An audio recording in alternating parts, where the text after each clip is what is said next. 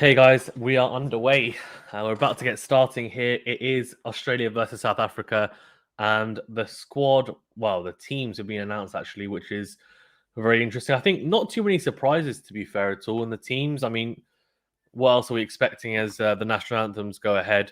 I guess Bavuma looks like he's going to open. I know one of the warm-up games he did bat at 4. He actually looked pretty good. He scored a 50, if I'm not mistaken, as well in the warm-up game when he did bat at 4. So that is definitely something that they could have explored and had someone else at the top. But it looks like Markram's going to play at 3. Van der Dussen scored a fantastic 100 against Pakistan.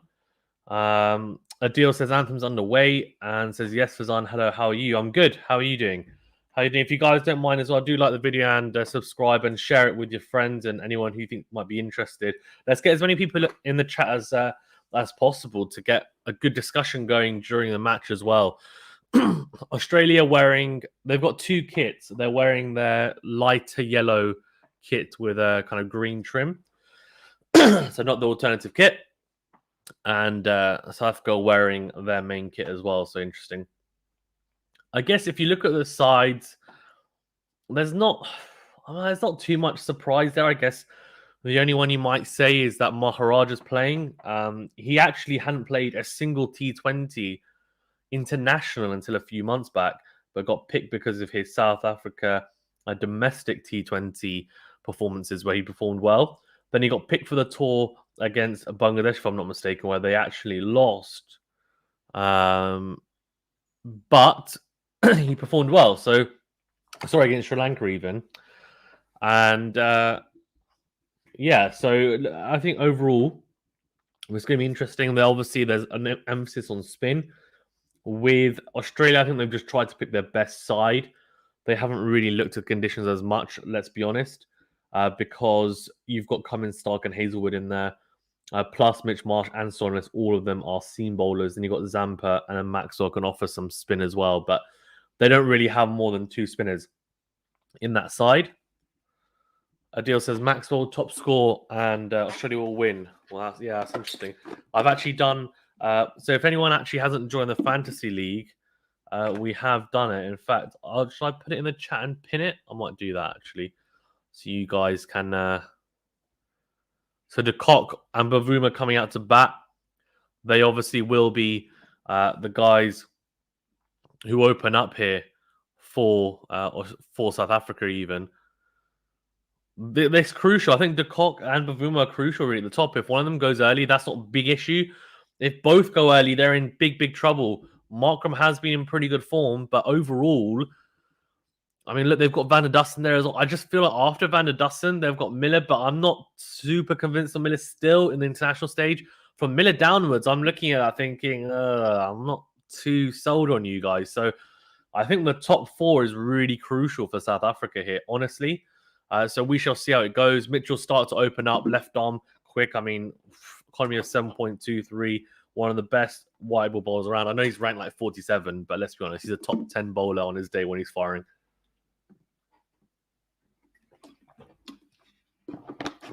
He's absolutely quality, no doubt about that. So we are about to get underway here, and Bavuma taking the knee. Actually, most of the South Africans are taking the knee.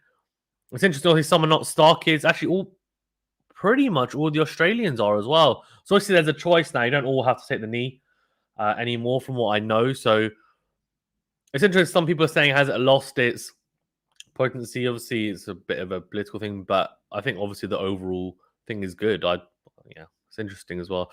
80% of you think Australia are going to win. 20% South Africa. I wouldn't be so sure. I think if South Africa get a decent score on the board, I can see Australia's batting crumbling. And I think this is an opportunity for South Africa. This is a big opportunity for South Africa to get a decent score on the board. What is a decent score on these pitches? About to find out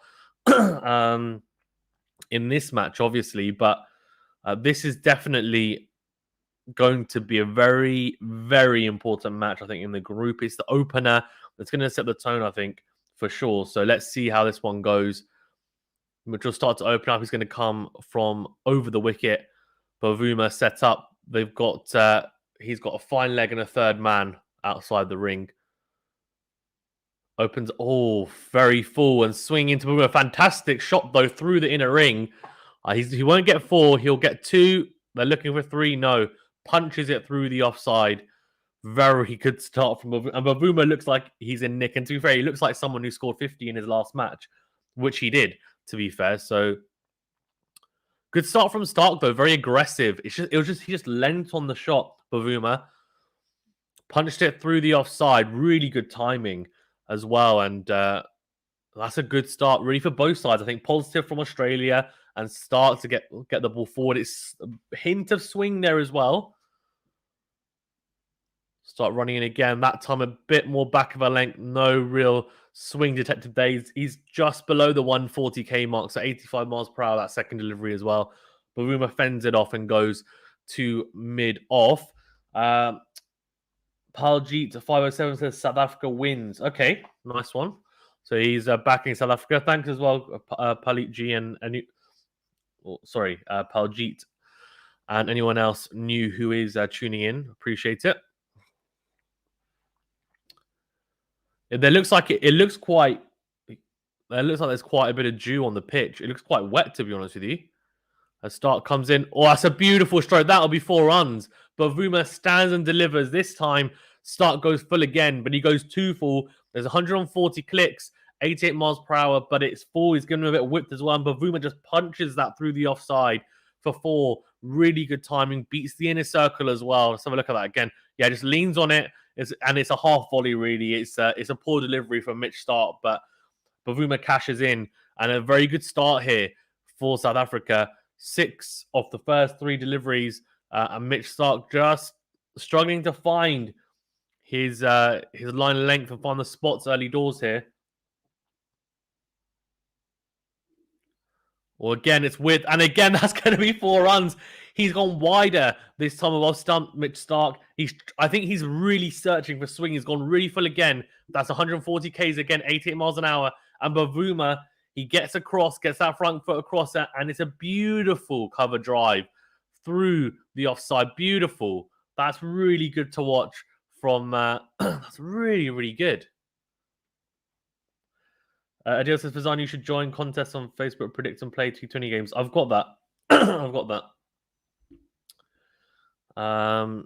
Here you go. Back-to-back 4, so Mitch Starc under a lot of pressure.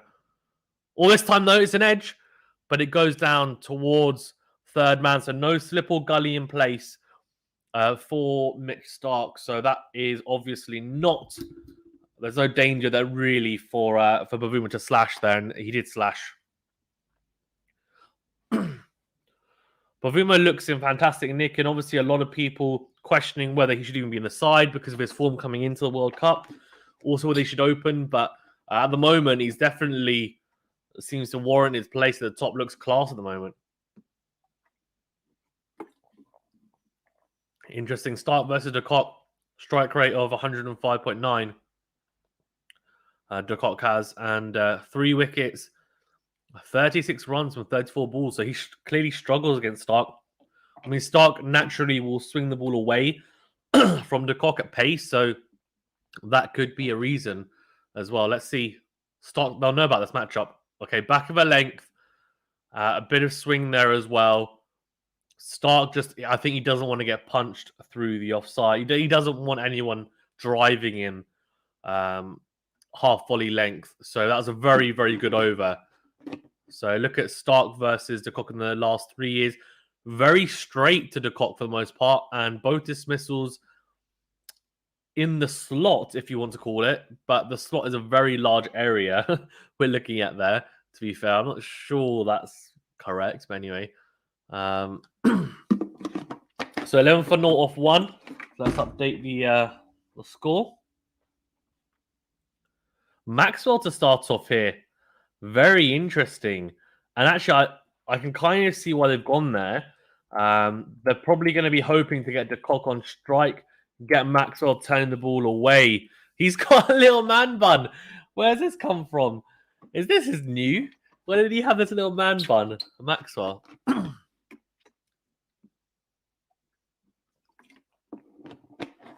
That's hilarious. He's already gone for it as well. He's had like a proper haircut. It's not scruffy. Starts off very straight and full. Bavuma flicks him into the leg side for a single. They wanted that anyway. They want the Kock on strike because he wants to turn the ball away from the left-hander and challenge the outside edge. So here we go. This is going to be very, very interesting, this matchup between Maxwell and de Kock. I wonder what de Kock's stats are against off-spin as well. I wonder if they'll bring that up because obviously a left-hander, it's like a leg spinner against a righty, right? So turning the ball away from the right-hander, challenging the outside edge, and it's normally a lot more dangerous than an off-spinner to a righty for the most part. Unless you've got an off-spinner who can turn the ball both ways. Has a lot of tricks up his sleeves, obviously, and class does shine through. But for the most part, leggies are more dangerous in terms of wicket-taking ability. Similarly, the off-spinner to the lefty should be as well. So let's see as Maxwell comes in. Oh, very, very straight. He's looking there. Maxwell is trying to test the surface, see if it grips and turns. Pretty flighted. He's not firing it in. Very, very flighted. He's drifting it. Trying to drift it into the pads of de Kock and get it to turn it away from the left-hander. That was a very tentative stroke from de Kock, but just kind of fends it off, punches it down for a single to mid-off. Oh, he's got him! What a delivery! Oh, he's cleaned up Bavuma. Oh my gosh. That one just skipped on. It rushed Bavuma and he's cleaned him up. Oh, Bavuma cannot believe it. What has happened there? 12 off 7 and Bavuma's gone. Wow. Wow. Let's have a look. Yeah, it is. It is. He's not turned it at all. It's out the front of the hand. It's skipped on. Maxwell's clearly been working on his bowling. I'll tell you what, that is a beauty. That's a really good delivery. And that puts South Africa in a bit of a pickle here after a good start in that first over. Maxwell has completely ruined the party. Bavuma has to go 12 off 7 after looking fantastic in that first over as well. Faces one delivery to Maxwell, and it's one delivery too many because Maxwell cleans him up. What a delivery. Adil says, wow, straight in the middle stumps. Yeah, he just didn't turn. He didn't try to turn it. It was at the front of the hand. It just skipped on. It was almost a slider. And it rushed Bavuma. He did not expect it whatsoever. I don't think he expected it to skip off the surface as quickly as it did. And yeah, he's gone. I mean, he looked rushed there completely. Beaten for pace, which you can't say a lot of times with spinners unless it's one that skids on, and that one did skid on.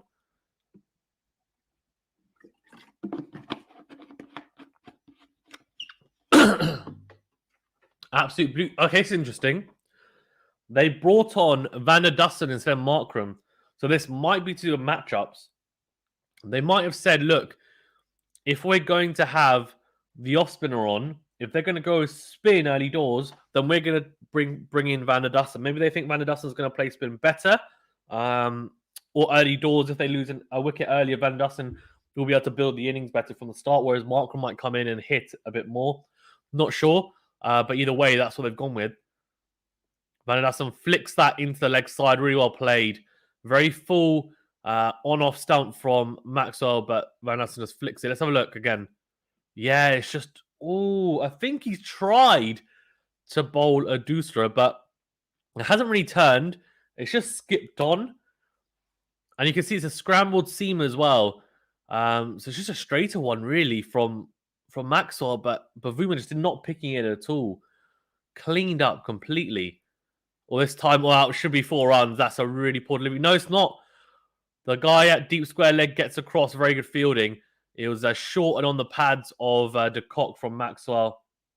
And de Kock pulls that away hard. But deep square leg gets across. It's only a single. Yeah, Dil Singh Rusty played very well against Pakistan, even though it was a friendly. He scored 100. Really, really impressive as well. Again, Van der Dussen just flicking it into the leg side, playing it with the spin. So that's only 5 off the over and a wicket. That's a really impressive start for Maxwell. Maxwell's hair is so short that he doesn't need the man bun, but he's putting it in a man bun anyway. It's hilarious. I love it. Oh, very, very trendy. So Finch, 50th T20 international as a captain. Shamsi needs 1 wicket to get 50 in T20. So I think, if I'm not mistaken, that should be 16 for 1 of 2 overs. And South Africa, after a very good start in that first over, looking a little bit. Yeah, there's a rebuild needed, isn't there? There's a rebuild needed, but no need to panic yet. Van Dussen's been in fantastic form, so they shouldn't be too worried, I would imagine.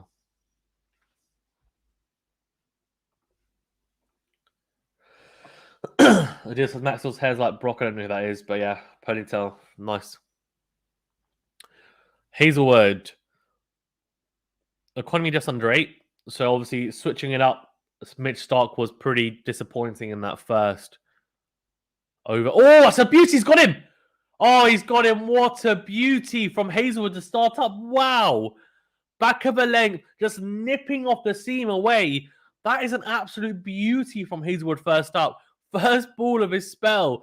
And Van der Dussen has to go. He's the man in form as well. That is a big blow for South Africa. They moved him up a spot to 3, probably because of his form, probably because they thought he'd be able to rebuild, but that is just a beauty from Hazelwood.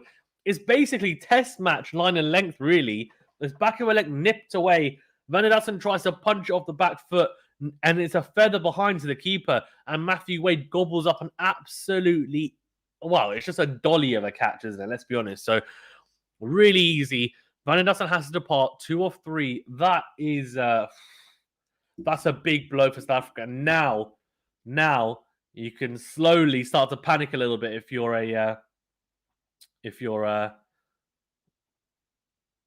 Proteas. Yeah, Adil says the Centurion gone for 2 tonight. Shame. Big shame. Well, South Africa really struggling here. They're 16 for 2 now. And I tell you what, this is a bit of a nightmare because they started off so well in that opening over. Starc, to be fair, gave them a few freebies. I mean, Bavuma looked class in that first over. But then second over, de Kock's still in there, but Bavuma, first delivery to Maxwell, gets cleaned up through the gate. Just straight on, skidding through a slider from Markram. And Van der Dussen, the man in form. I mean, he scored 100 in the last game against Pakistan in the warm-up, so looked really good. Hazel gets him with an absolute beauty. Back of a leg, nipping away, nick behind. Hazel coming in here. He's really running in. Oh, that's nicked as well from Markram. But he gets across, gets very far across Markram there. Nicks it, but it goes down towards third man. They're going to have to play with softer hands against Hazelwood because he will just bang out that length. Let's have a look. No, it didn't even seem away. It actually nipped in a little bit. He just played the wrong line there, Van der Dussen. Let's have a look. Oh, no, there was... Actually, no, there is a bit of movement. There's a hint of movement off the pitch. Very small amount away. And that really did it for Van der Dussen. But he'll be disappointed, I think, not to get across more there. We could probably leave that. He can leave that on length. It's the first delivery of the over. I mean, I know you're trying to be positive and obviously keep it ticking, but you do that or do you get out? Good bowling from Hazelwood, back of a length into the body, into the ribs of de Kock, and he fends it off. No run. So score predictor at the start of the innings was 169. That's what they were looking at as a par score here. 150 now though. So interesting. Oh, that's so cool. Some of the spectators on the bank, they've got these little like fences for each group that are watching together, like families. That's actually quite cool, like little picnic groups. Oh, here we go. Oh, well, bowl from Hazelwood again. He's bowling very tight, so it's technically to the legs of de Kock, but it's back of a length that de Kock has to flick it off his hips. It's a very hard shot to play when someone's bowling at 86 miles an hour and they're putting it on the spot. And Hazelwood is just banging at that length, and he's trying to frustrate. And he wants the leading edge from de Kock, and that is a way that you can get de Kock out by bowling quite straight in that very small portion towards his ribs, and he will try and flick it or go towards the leg side, and he can get the leading edge. This time, though, he does okay. Flicks it, but No run. 87 miles an hour as well. He's bowling pretty quick here, Hazelwood. He's ramped it up. 140 Ks. Adil says, come on, De Kock, get 35 plus. Yeah, I mean, he's in my team, in my fancy team. If you haven't joined our fancy team, guys, as well, do join. If you want a bit of fun, it's it's good fun, to be honest with you. Really good fun.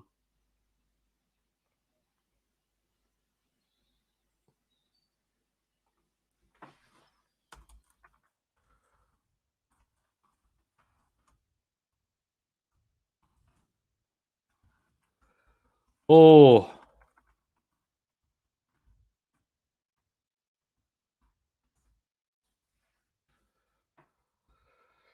here we go. Right. Very good over again. Very good over again for Australia. They will be extremely happy with that. I mean, flipping heck. Easy as you like for Australia right now. That's what it's looking like, to be honest with you, and that'll be disappointing. It'll be very, very disappointing for South Africa because they're off to such a good start. Just not really good enough. Right, 17, if I'm not mistaken, for 2 or 3 overs. So Hazelwood, let's have a look. T20 career economy to left-handers and right-handers exactly the same, 7.49. So exactly the same. Crazy. Maxwell is continuing, by the way. So 17 for 2. De Kock is struggling. He's 2 off 7. So it doesn't look the easiest track to bat on, no doubt, but it's also not the hardest. So these guys need to, well flicked into leg side, better from Dussen. Sorry, from Markram even. Van Dussen's gone. Yeah, so that stops the streak of 5 dots in an over there, or 5 dots in a row even. They needed to do that. They need to break that block of dots. Keep it ticking along. They have to. I know they're 18 for 2 under the Kosh. That's fine. Probably allow them another over of just kind of, blocking a little bit, a couple of singles here and there, but eventually they're going to have to go. Yeah, De Kock trying to open up and pierce the inner ring, but hits it straight to the man at extra cover in Mitch Marsh. Mitch Marsh looks so happy with himself as well. He's hilarious. He seems a real character. Oh, here we go. Yep, De Kock goes big, and that's 4 runs. This time it's a slog over cow corner, just full extension of the bat. Maxwell trying to cramp De Kock. De Kock goes leg side and says, "Nope, I'm not going to let you. I'm not going to let you cramp me." And he slaps that over cow corner for 4 runs. Maxwell, like, ooh, okay, all right. Interesting though, because the strike rate of De Kock to Maxwell is only 96 in the past, but De Kock now trying to open up. Let's show him that wicket again in Bavuma. It's beauty. It's actually a beauty, it is. Let's have a look. 5 off the over so far. Last ball of the over. Oh, that's out. Oh, that's close, Oh, they're not going to review it. Maybe he's coming around the wicket. That's the issue to the left-hander, though. Although, pitching outside. Yeah, he gets very fortunate there. He tries to reverse sweep him. That's a very poor decision from there. The Kock got away with that big time. 22 off 2 for 4 overs. So South Africa looking to rebuild here, and it's going to have to be a very, very, very patient, I think, performance, because at the moment Australia bowling very, very well, and South Africa are going to have to weather the storm a little bit here and then keep it ticking. They will need the odd release shot, like De Kock gave them that last over, but they're going to. I mean, both of them at the moment. De Kock 7 off 11, Markram 2 off 3. They need to be going at least a run a ball. If they got run a ball even for the next few overs and then pick it up, that'll be fine. Or you go. Well, that was. Oh my god! What is he doing, De Kock? What is he doing? He's gone. Oh, flipping heck. He's gone to the offside. That's absolutely crazy. He's gone to the offside and then he's tried to lap Hazelwood, and he's hit the ball onto his own stumps. That is a ridiculous way to get out. Let's have a look. So he's hit it onto his he's hit it onto his legs, and then it's rebounded and hit the stumps. Come on, man. What are you doing? That's a shocking way to get out. Listen, I didn't make a team, just locked in 3 questions. Abdullah says, sorry, but that wicket was so fun. And that's hilarious. It is hilarious. I can't believe he's got out like that. That is shocking. And he's costing me some fancy points. Come on, Kock, man. What's going on? This match could be over quite soon. This is a really poor showing from South Africa so far. I have to say. Really poor. The first over, it looked like, whoa, here we go. This is going to be really good. I'm really looking forward to this. Decent total on the board. And then we've got a fantastic match. But look, I mean, the pitch doesn't have the easiest to bat on, but de Kock got so impatient there. Tries to just... It was such a half-hearted lap over the keeper as well. I tried to paddle him, but it wasn't... It's like half-heartedly just tried to deflect it over... Hit it onto his own legs as well. Then it rebounds. One bounce hits the stumps and he can't believe it. But I'm just like, but he didn't execute it well. So I don't know why I was surprised. And it's such a bizarre choice as well. Let's see. Oh. Yeah, well bowled again. Hazelwood is just... He's testing the batsman's technique here. If you can't play to the offside... If you can't play conventional shots to the offside, then you can't play Hazelwood. That's basically what it is. Because he's bowling like a test match length in the power plays because he's got the field to do it. He's bowling very, very tight. He's packed his field. He knows where he needs to bowl. And de Kock looks disappointed, and he should because that's poor. Hazel running in. That's better. Klaasen off the back foot punches that to point, though. This could be a wicket maiden over. You know that. This could be a wicket maiden over. Adil says, what the hell? That's gone. India been 35 plus for Quinton not got it. What? I don't understand. Yeah, Sakram Flans. Oh, no.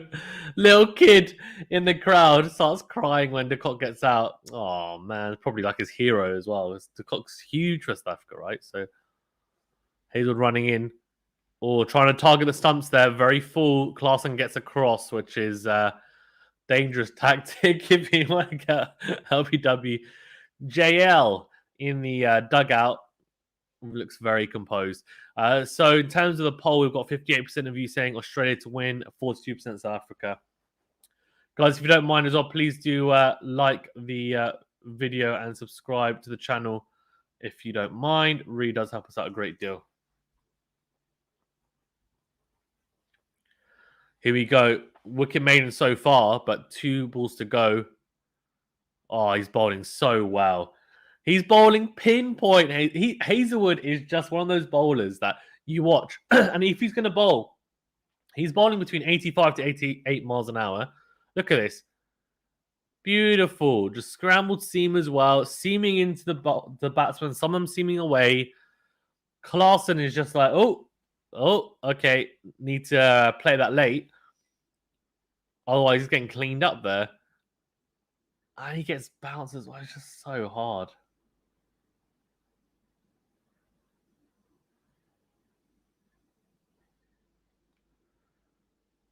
Oh, well bowled again. That's a wicket maiden. That is a shocking over for South Africa. Flipping heck. And wicket maiden.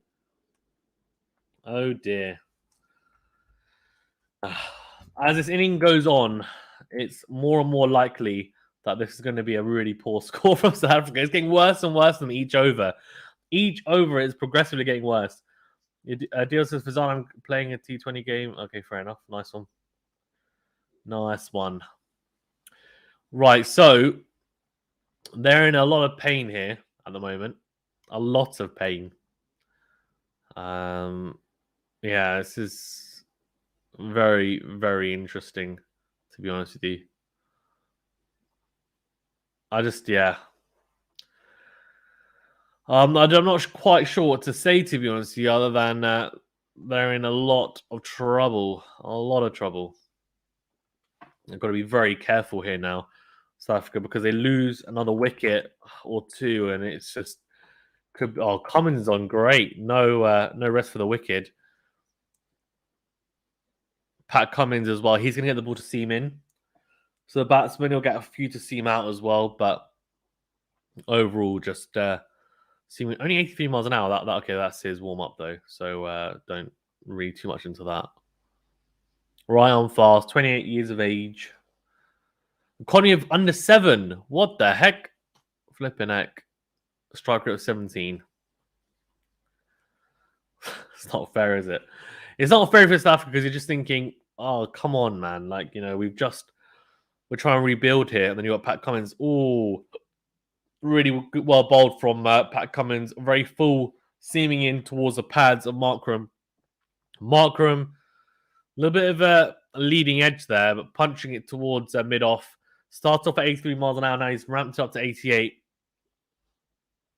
Score predictor says 131. Surely someone from South Africa has to stand up. Is it going to be Markram? Is it going to be Klaasen? Is it going to be Miller? Someone has to. It's a question of who. Cummins. Markram goes across towards the offside, trying to flick Cummins to the leg side. It's too high. They flicks him on the pads, but way too high. No point even looking to review that, to be honest with you. No point whatsoever. 2 reviews each for each team as well in the for each innings, if I'm not mistaken. This is 9 dots in a row, by the way. 9 dots in a row. They cannot get the ball off the square, South Africa here. This is pretty painful to watch. Oh, dear. Markram has been in pretty good form in the T20 format before this World Cup. So can he replicate it? Oh, that's a beautiful shot. Wow. More of that, please. Punch it off the back foot. Pierces the offside. And between mid-off and cover, an extra cover. What a shot. Beautiful. More of that, thank you. Yeah, it's so good from Markram. I mean, he's so good as well. Just any type of drive, Markram looks really good. He's such a well put together conventional batsman. Oh, that's a beauty. And actually, it's between extra cover and cover. That's a fantastic shot. 4 runs. Well, it again tries to drive through. There's a run there. I don't know why they're hesitating. Definitely a run there. And they scamper through in the end. But it was a full delivery. Markram didn't get all of it. Just a little bit of a mistimed shot. But just kind of trickles towards point. And they do get a single. Hazelwood is 2 for 1, by the way, of 2 overs. He's conceded 1 run in his 2 overs and 2 wickets. Ridiculous. Let's have a look. All his deliveries are either length or short. Very straight for the most part. And if you look at it, where they're pitching is a bit misleading because it looks like, oh, they're a little bit wide, but they're not because most of them are seaming into the batsman. It's hard. Oh, well bowled, very full from Cummins again. Klaasen punches it down towards mid-on. Cummins gets across. So 6 off that over. Much better over for South Africa. Obviously still not ideal, but at least they've got it ticking after 9 straight dots, which was poor, really, from there. Don't you want to finish? Can't watch one, but... No, I'm focused on this deal, buddy. I'm focused on the cricket. So no. Right, here we go. Zampa is coming on. Here we go. 6th over. Power play number 2. Yeah, 7th is his ranking in the ICC T20 international rankings. Economy of under 7 as well. Flipping heck. It's so good. Their bowling, Australia's bowling, I think we can undoubtedly say is very good. That's not really the issue. And that's why there's certain some people don't talk about their bowling because you don't need to because it picks itself really. It's the batting that's the issue. And kind of the collapsing that happens.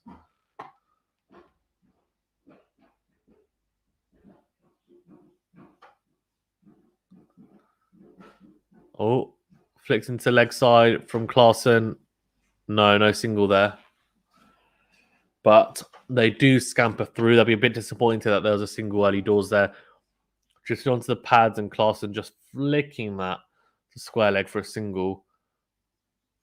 So non-power play over 7 to 20. No more than 5 fielders allowed outside the 30-yard circle. So this is the last over of the power play. Here you go, Zampa. All very full. Very well driven from Klaasen. Very well fielded at short cover. Not sure who that was, but very good fielding. Got a hand to it. Parried it. And the man on the boundary comes forward. Only a single there again. Yeah, so that power play, it was 1-6, 29. Sorry, that was the end of the power play even. 29 off 3. Oh, it's cut into the... That's going to be 4 runs. Oh, no, it's not. Great fielding. It's Pat Cummins, I think. No, it's Mitch Marsh. Really good fielding. Cut away from by Klaasen, actually. Very good shot. Well-timed and placed. Mitch Marsh, though, just got there in time, sliding, and it's 3 runs. They actually managed to get 3 there. It's a big hand. They're checking the boundary check, but you should be okay. I don't think he touched the boundary after the ball had gone away from him. So very good fielding from Mitch Marsh and makes a big difference. I know it's only 1 run. You think, oh, it doesn't make a difference. Every run matters. 34 for 3 here. So I've got 6.5 overs. Oh, a bold. That's a straighter one from Zampa. But Markram just punching it down the ground to mid-off. There's been a little bit of a release of pressure here with Zampa coming on. Yeah, a little bit. 6 of the first 4 balls. I mean, it will happen at, they will eventually kind of spread the field a little bit, give it more protection. But I just feel like they've kind of let them off the hook a little bit. Here we go. Yeah, 4 runs. So that's a short delivery from Zampa. Klaasen carts that away. Really good shot. Just in front of square leg. 4 runs. So this is proving to me an expensive over. And this could be the over that kickstarts the innings for South Africa.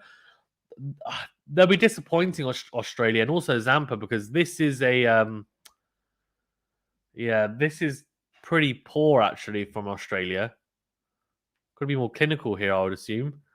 That's better. It's a googly and Klaasen hitting the outside edge. 9 off that over though, so very good over for a very good over in the end. For South Africa, they'll be extremely happy with that. I think we're 39 for 3, are we not? But yeah, that's disappointing. I think Zampa let him off the hook there. Honestly, I just have a feeling that over could definitely turn the momentum now. Yeah, I mean, you look at that card. Obviously, Starc didn't start off well, 11 off the first over. But after that, just really good from everyone. Maxwell only going for 11 off his 2 overs. Hazelwood only 1 run off his 2 overs. Cummins 6 off his first over. Zampa the 9 off that over. Cummins continues. Or slow ball, I think. Very full, very full. Flicked into the leg side by Markram for a single. Yep, 71 miles per hour, so slow ball. A little bit of a cutter there. 22 dot balls so far. So that's out of 43 deliveries. So more than half the balls faced have been dot balls so far. That's not really surprising when Hazelwood's only gone for 1 run from his 2 overs so far. That already accounts for 11 of them. Cummins running in again. Oh, good shot through the offside. That'll be 4 runs. Surely there's no one there. No, there isn't. Beautiful. Wider mid-off and makes Cummins pay for missing his length. 2 full from Cummins. Klaasen leans on the shot. And I tell you what, the floodgates are starting to open here. South Africa starting to find their rhythm. This could be the chance now that South Africa have desperately wanted. It's a beautiful stroke, wider mid-off. Really, really good drive from Klaasen. Bit of a gimme, but they'll take it. both in double digits now as well. Flicked into the leg side from Klaasen. A good partnership developing here. They look for 2, but they only get 1. So 6 of the first 3 deliveries and a good start so far. Very good start so far for South Africa in this over. To come, they've got David Miller at 6 with a strike rate of 140. Dwayne Pretorius with a strike rate of 165 at 7. And then Rabada 120 at 8. So a pretty long tail, because I would class Rabada as a tail. So 8 downwards is really the tail. That's a relatively long tail, so they'll want these guys to cash in. Good stroke from... good shot from Markram in the end. Off the back foot, but well stopped in the field to no run. Just showing the overs 1 to 6, the highlights. And those power play overs. Yeah, that Kock dismissal was hilarious. It really was.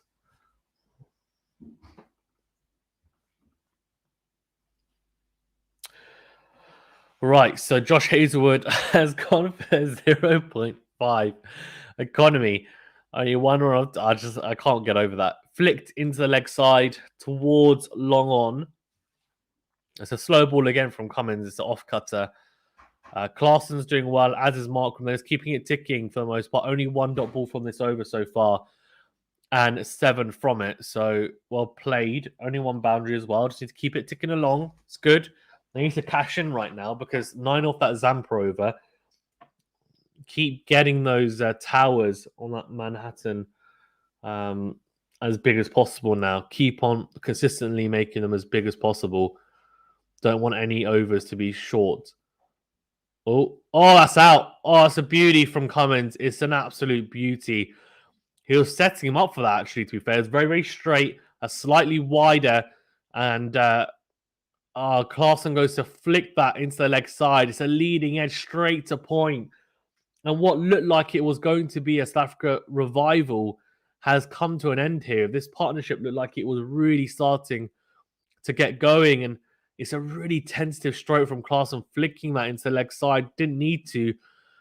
Needs to play with a straighter bat. And it's a leading edge straight to Steve Smith. It's an absolute dolly at point. It's an easy catch for him.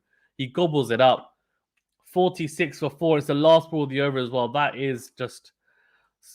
quite poor game management, I think, from South Africa and from Henrik Klaasen there. He'll be very disappointed. 46 for 4 off 8 overs.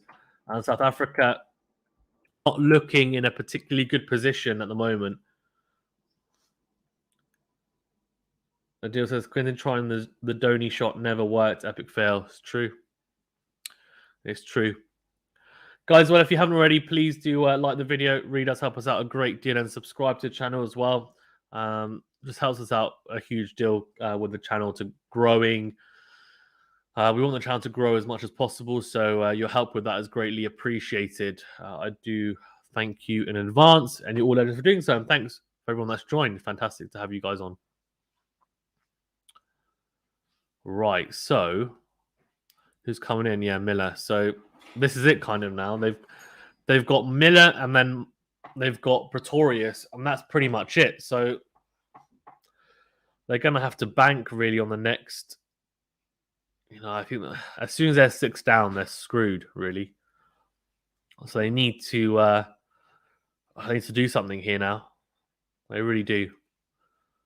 Right, 46 for 4 off 8 overs. Starc's back on. This is interesting. They obviously think Starc to Markram, and maybe there's a match up there. They need to get Starc's overs in somehow. I wonder if Stoinis and Marsh are going to bowl. That's what's going to be interesting to see if they bowl or not.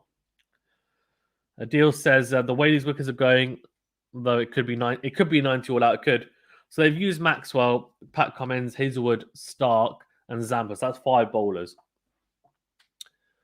Do they use Stoinis, and do they also use Marsh, who can bowl? They both can bowl. They're all-rounders. I don't know. We'll see. Depends, I guess, how well Starc and Cummins bowl. Because Hazelwood, I think, he will bowl his 4, you'd imagine. He's bowled so well. But Starc, obviously, very costly in the first over, went for 11. That's 2 there for Markram, flicking that into the leg side towards the leg side boundary. And it's a mid-wicket boundary. I think it was Hazelwood picking that up and pinging that ball in. So 2 runs, though, for the Saffers. Here you go, Mitch Starc running in. He's not bowled as quickly as I expected him to. Oh, that's a beauty. That'll be 4 runs. And Markram, anything full and driving length, he will cash in, and he cashes in there. That's a beautiful stroke, wide and mid off. It's just too full from Starc. He's trying to find swing, but there's not really much on offer. So he's going to have to be a bit more adventurous there. And he's actually tried to get that to tail away from the right-hander. Markram just leans on it. It's a beautiful stroke. Wide of the man at cover. Flipping heck. Wow. Let's have a looky here. This time it's a slow ball bouncer, I think. Pulled away, though, from Markram to the man at fine leg. So 1 run there. 77 miles per hour. So, yeah, that's his cutter. Innings timer, they're apparently 40. They're a few minutes behind, I think. Apparently, over 8. I wonder what the penalty is for bad over 8. Don't know. No idea. If anyone knows, let me know. Yeah, Klaasen doesn't look too happy there. 7 off this over, though, so it's positive. It's positive for South Africa so far, this over. They're going to have to go over by over now, I think, more than anything. They need to just be patient. That's all you can do. Oh, that's a full toss. Flicked into the leg side from Miller, and that Starc got away with that. It's a full toss onto the pads. He flicks that into deep square leg. Cryptic says, looks like Australia going to win. Yeah, it does look that way so far. Score predictor saying 136, but that cases into the fact that someone's going to step up and score a 40 or 50. The score predictor at the start was 169. So yeah. Cryptic says, are you gonna go live for Pakistan versus India? I will. Yes, I'm going live tomorrow. It'll be a joint stream with me and Ashjad, so it'll be on both channels. But yeah, it'll be on this channel. So yeah, do make sure you like and sub. I'll set up the stream later today, probably.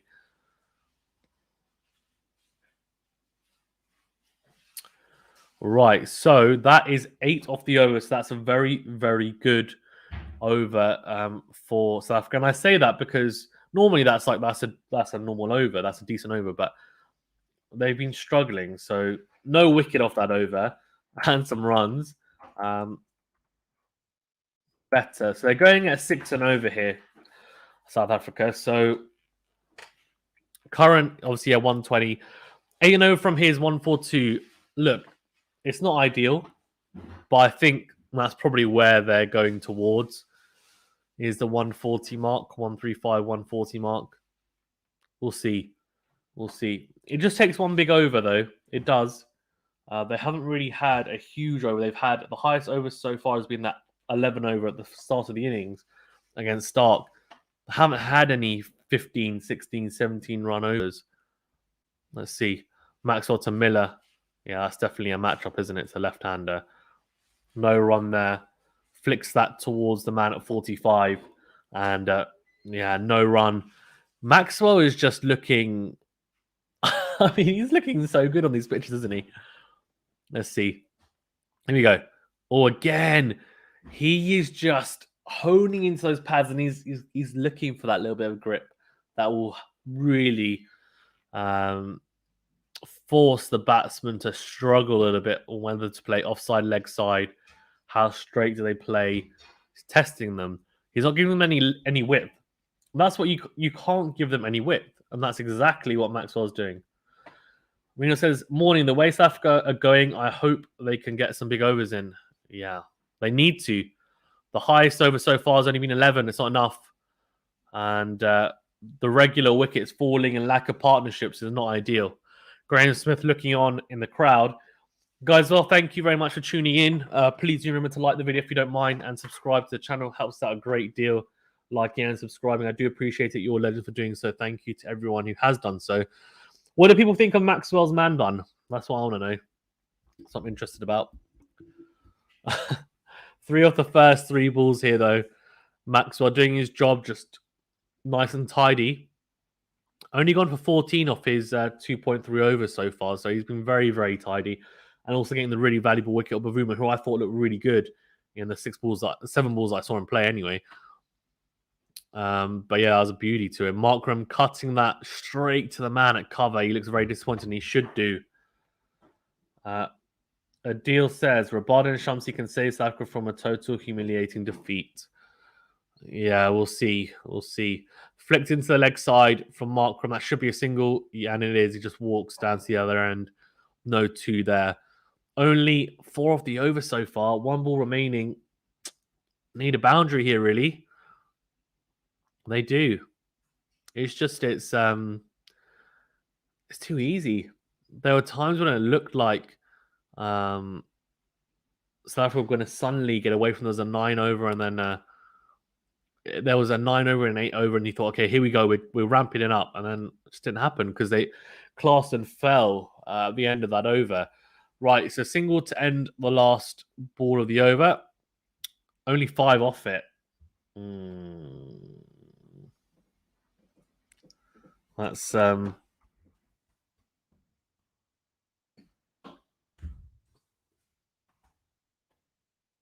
now going at below a run a ball, which is pretty poor, honestly.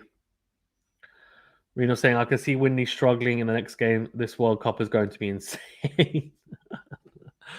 I don't know. So, by the way, we will be doing the next game. It won't be myself. It'll be Cash and Venu, most likely.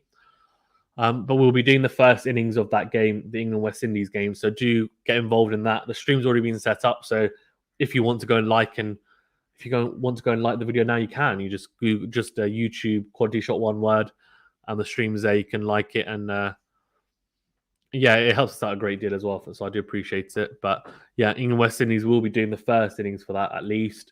It won't be me though. So I do appreciate it.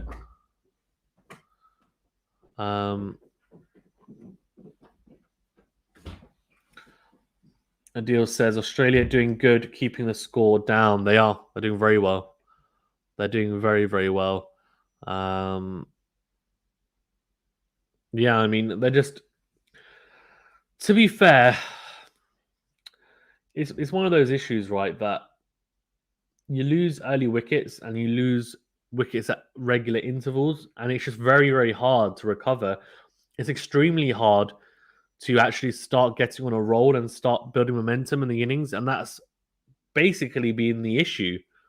It's been the exact issue, really, unfortunately, that South Africa have had so far, as we have a short break for drinks at the 10 over mark. But they've just struggled completely to build partnerships successfully, and that's been the problem.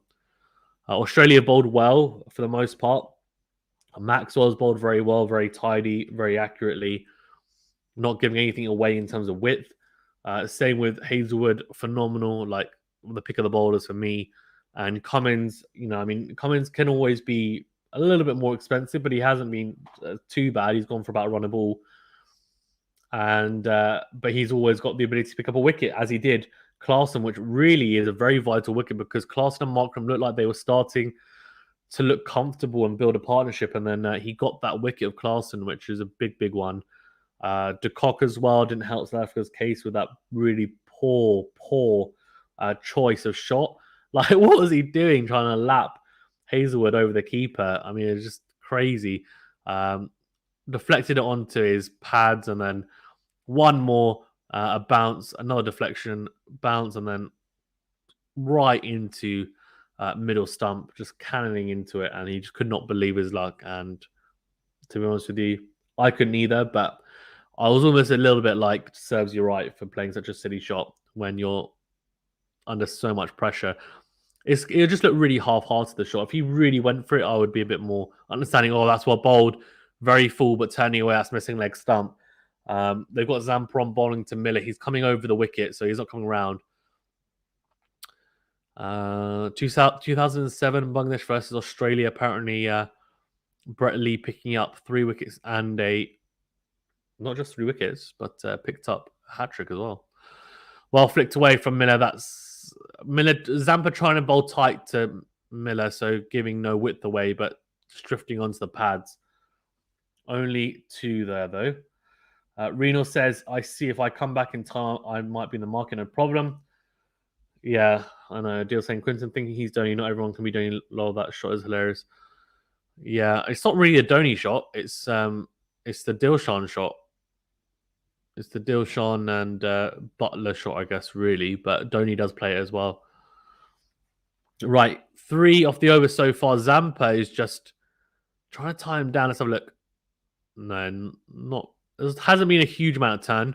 They're just looking whether that's a bump ball. It was. It wasn't a catch opportunity, so don't worry. And you're watching, it's like, oh my god. Nope. They're still going at below a runner ball. Need to pick that up ASAP. That's better. That's carted away to the offside. It should only be 1, and it is only 1 though. But better intent from Markram there. Markram isn't too bad at playing spin. Needs to use his feet. The issue with Zampa is he doesn't flight the ball a huge amount, and because of his height, it's not. Even when he does flight it, it's not a huge amount of flight on it. So to use your feet to Zampa is a big risk because you might be hurried, and if you're hurried, then there's a big chance of you getting stumped or looking at it silly. His flight is kind of flat for most. Oh, Wade giving a little bit of a look to Miller there. That was bizarre. Don't know what that was about, but anyway. Abdullah says, Zampa is no line when it comes to fielding his own bowling. Yeah, it's true. It's true. Here you go, Zampa. Oh, a bold. That thing is, Miller should do better. That's going down the leg side. So either leave it. He's worried it's going to be a googly, right? It's going to turn into him. So either you leave it and you back yourself that it's going to be a leg spin and it's a wide, or he's got to get across and just absolutely cart that down to fine leg and then hope that he hits either side of him. Instead, he's just like really patted that down for no run. 4 off that over from Zampa. His previous one went for 9. He hasn't bowled that well. I'm just being honest. I don't think he's bowled that well. He bowled a lot tighter in this over, but again, the opportunities there, but didn't really cash in. And I don't think either of these players sweeps a lot, and that could be an issue because if you're not willing to sweep the ball, that takes out a huge portion of the pitch that you can access with a sweep shot and the reverse sweep as well. But then you've got to, if you can't, that's fine. But then you need to utilize. You have to utilize the abilities that you have, and if that's using your feet, then fantastic. If it's playing at the crease, then fantastic as well. But I don't know, like, oh, we go Maxwell back on. Just a single punch to the man at long off. I don't know. It's not great, is it? Not great from South Africa here. Not at all. Harris says South Africa let the pressure get to them. No way Australia should be winning. They're dead food. Score. So the score is 64 for 4 off 11.1 overs. Wehan, thanks for joining. Oh, it's a short delivery from Maxwell. Gets away with it, though, because he's got the man at deep square leg. And Miller pulls away. That should only be 1. That's the thing, right? As well, setting the field is so important. So important. All right, so then again, it's T20. Deal says 63 for 4. Yeah, I've got 65 for 4 here now. Oh, that's what bowled. Nearly traps Markram off the back foot LBW, but that's drifting down leg side. You've got to be careful. Let's see, how much turn does he get here? Guess a little bit. He's tried to rip that. Guess a little bit. Oh. Yeah, well done. Well flicked into the leg side from Markram. Better. But this is still a very poor over for South Africa. Only 3 off it. Not enough boundaries overall for South Africa. It's been very... I don't think we've seen a single 6. I'm pretty sure we have not. So the run rate required to reach this total of 138, which is the score predicted, is 8.68.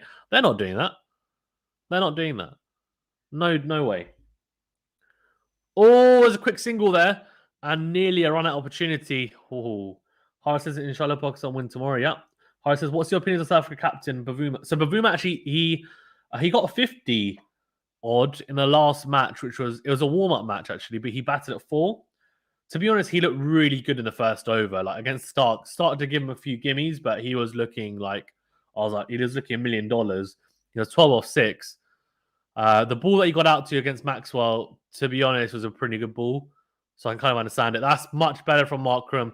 He targets just behind point there, uses the width on offer, 4 runs. So what ended up being a pretty good over, and that makes a difference, right? When you start hitting boundaries, an over which looks pretty poor looks a little bit better there, and that was much, much better from Aidan Markram. I think we're at 71 for 4, if I'm not mistaken, after 12 overs.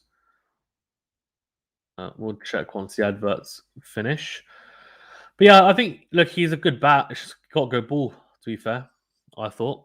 Yeah, 71 for 4. Everyone apart from Starc has gone for under 7 and over. Crazy. Horace says, is the pitch any good or is it slow or what? I just tuned in. It is pretty slow. I mean, it's not the pitch. You're not going to be scoring 180, 190, 200 on this. So the past score before the start of play was 169. If I'm not mistaken. So that's okay. 170 is pretty normal for a T20 match. But yeah, you can see there's a bit of dew on the pitch. It's not the quickest pitch, but run opportunity. That's not out, though. That's not out. He's way in. They are looking to check it. It's a very good throw for Matthew Wade from the keeper's end, but I don't think he's got. That's very well bowled from Hazelwood as well, by the way. Flipping heck, Hazelwood is good. Let's have a look. Decision pending, apparently. Hi, says, what's the starting team for tomorrow? Oh, man. You have to... I don't know. I have to have a think about it, to be honest with you. They've already given the 12 for tomorrow. So from the 12 they've given, you just take out Haider Ali, and I think that's your 11. Abdullah says, not sure if Starc batsmen are bamboozled by Maxwell's bowling or his hairline / man bun. Then what do people think of the man bun? Are you liking the man bun or not liking it? Let me know. Cryptic says, yeah, I've got it at 67 for 4. I've got 72 for 4. Cryptic, what team would you play? Yeah, Cryptic, let us know. Also, remember, the 12's already been announced, so you have to pick from that 12. The score, by the way, guys, is in the banner below as well. So I update it every over. Lol. Yeah, hopefully. Oof. Horace says, you watching West Indies versus England? Yeah, we're going to be doing the first innings. It won't be me. It'll be Cash and Venu probably. So yeah, do tune in. We will be doing the first innings of that match at least. Sam Darcy, thanks for joining. Says, good game so far. I'll tell you, it's been a very good game for the Aussies so far. That's for sure. Are you an Australian, Sam? Let me know. Thank you as well for joining. Very well bowled from Hazelwood is just on point. They get a single this time. That's better play from Miller. He's doing what the others couldn't do in the previous spell when Hazelwood was bowling, which is just using your wrists, right? And yeah, see, look at this. The batting here, the wrists and the hands from the dismissals and the dot balls, way too stiff. Miller with looser hands, right? Much looser hands, Miller, and managing to kind of just nudge it into the leg side because he's a lot looser with his wrists. Oh, yeah, well done, Markram, down towards long on for a single. Yeah, it's not great. Horace says, what happened to Nawaz? Was he not the one taking wickets for us leading to World Cup? Kind of, but Imaz seems better. Sam Nice says, yeah, I'm an Aussie. Nice one. You must be very happy, Sam, because he bowled very well. Hazelwood's pace has gone down a little bit, which also might be why it's a bit easier to kind of nudge him around. He's gone for a single on each ball so far, and that will be another one, I think. They're looking for 2. They'll pick it up. They will pick it up. Good running. Flicked into the leg side towards fine leg. And so 6 off the over so far. If they can get boundary for the last ball, ambitious, I know, but it would be good. But yeah, Hazel was up around just below the 90 mile per hour mark. Actually, now he's around the 84 mile per hour mark. And it says it's ultra streaming in game versus West Indies. I have no idea. No idea. We're doing the first innings. I don't know if he's doing the match as well. Sam Dodd says, hopefully our batting can live up to scratch. Yeah, the batting is a big issue, isn't it, for you guys?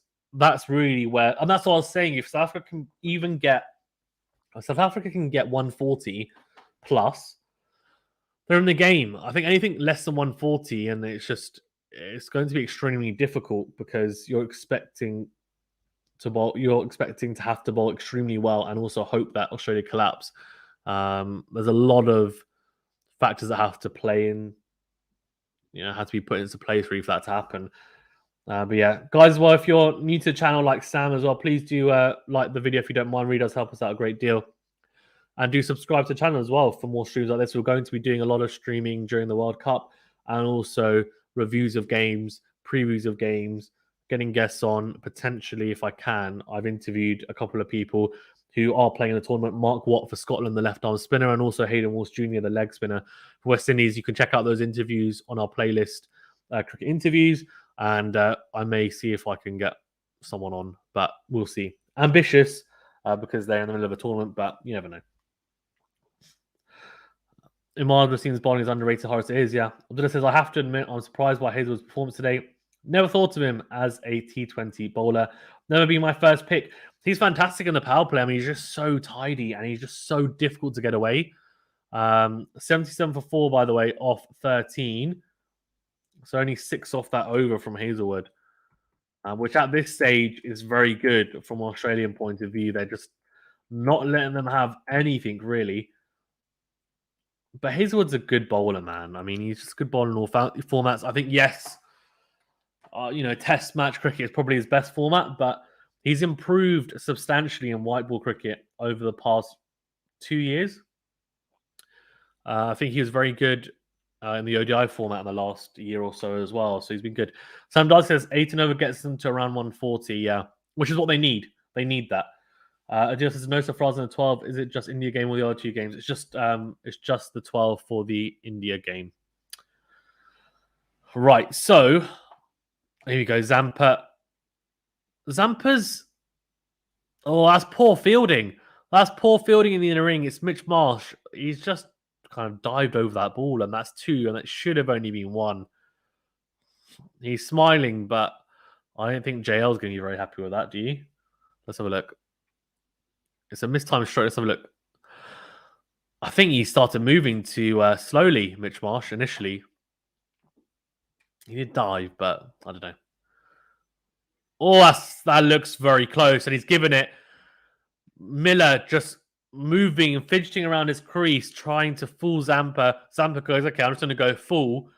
And tries to sweep him. Miller wraps him straight on the pads. The only issue, I think, here, it's not going to be height. It's going to be if it's missing leg stump, if it's turning a lot. I have no idea if it was or not. We're about to find out. But this could be a crucial point in the innings here because Miller goes, they're in big, big trouble. So the original decision is out as well. So obviously umpire's cool. Oh, it's him on the back leg. Oh, he's going to be gone. I thought it hit him on the front pad. It hasn't. It's him on the back leg whilst going down to sweep. Oh, I tell you what. He will be a very lucky man if he gets this overturned. I'd be extremely surprised if he does.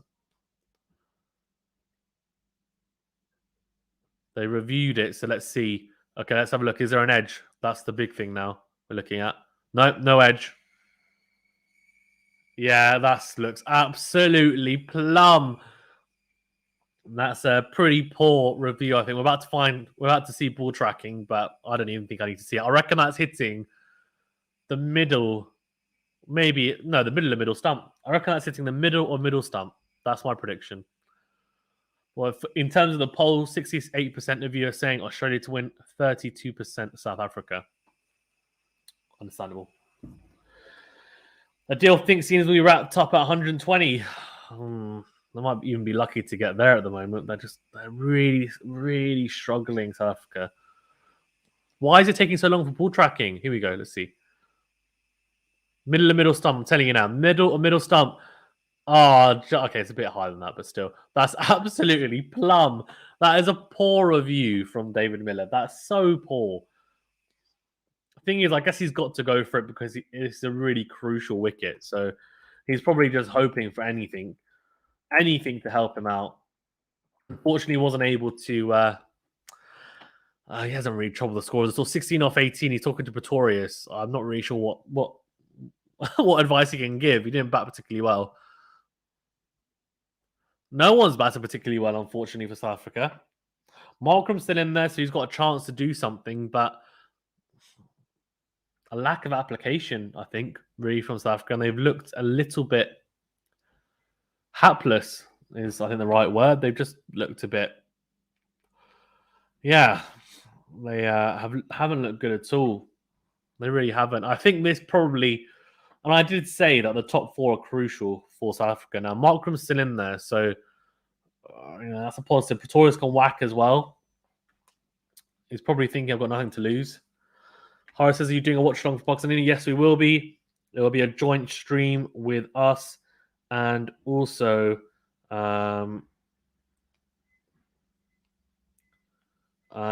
also Pakistan, India. Yeah, will be myself and Usher doing a joint stream on both channels.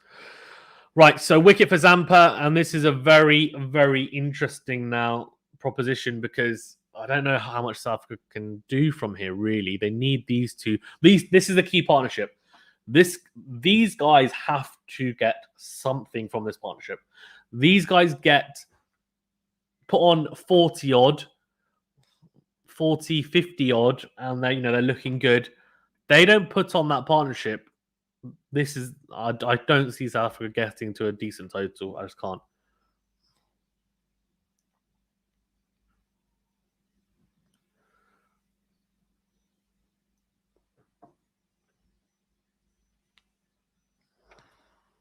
All right, so 82 for 5. Let's have a look. Oh, it's just so plumb. It was so plumb. It was well bowled from Zampa as well, though. Just a straighter one. Oh, he's got him. Oh, he's got him. This is a collapse waiting to happen now. Well bowled Zampa, and that's just Pretorius. What's he doing? He's gone to cut that ball, and he's gone. 1 off 1, and bye-bye. 1 off 2, you're gone.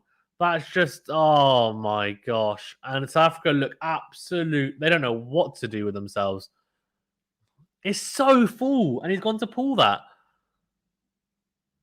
Oh, get on the front foot. You don't get to the back foot to that.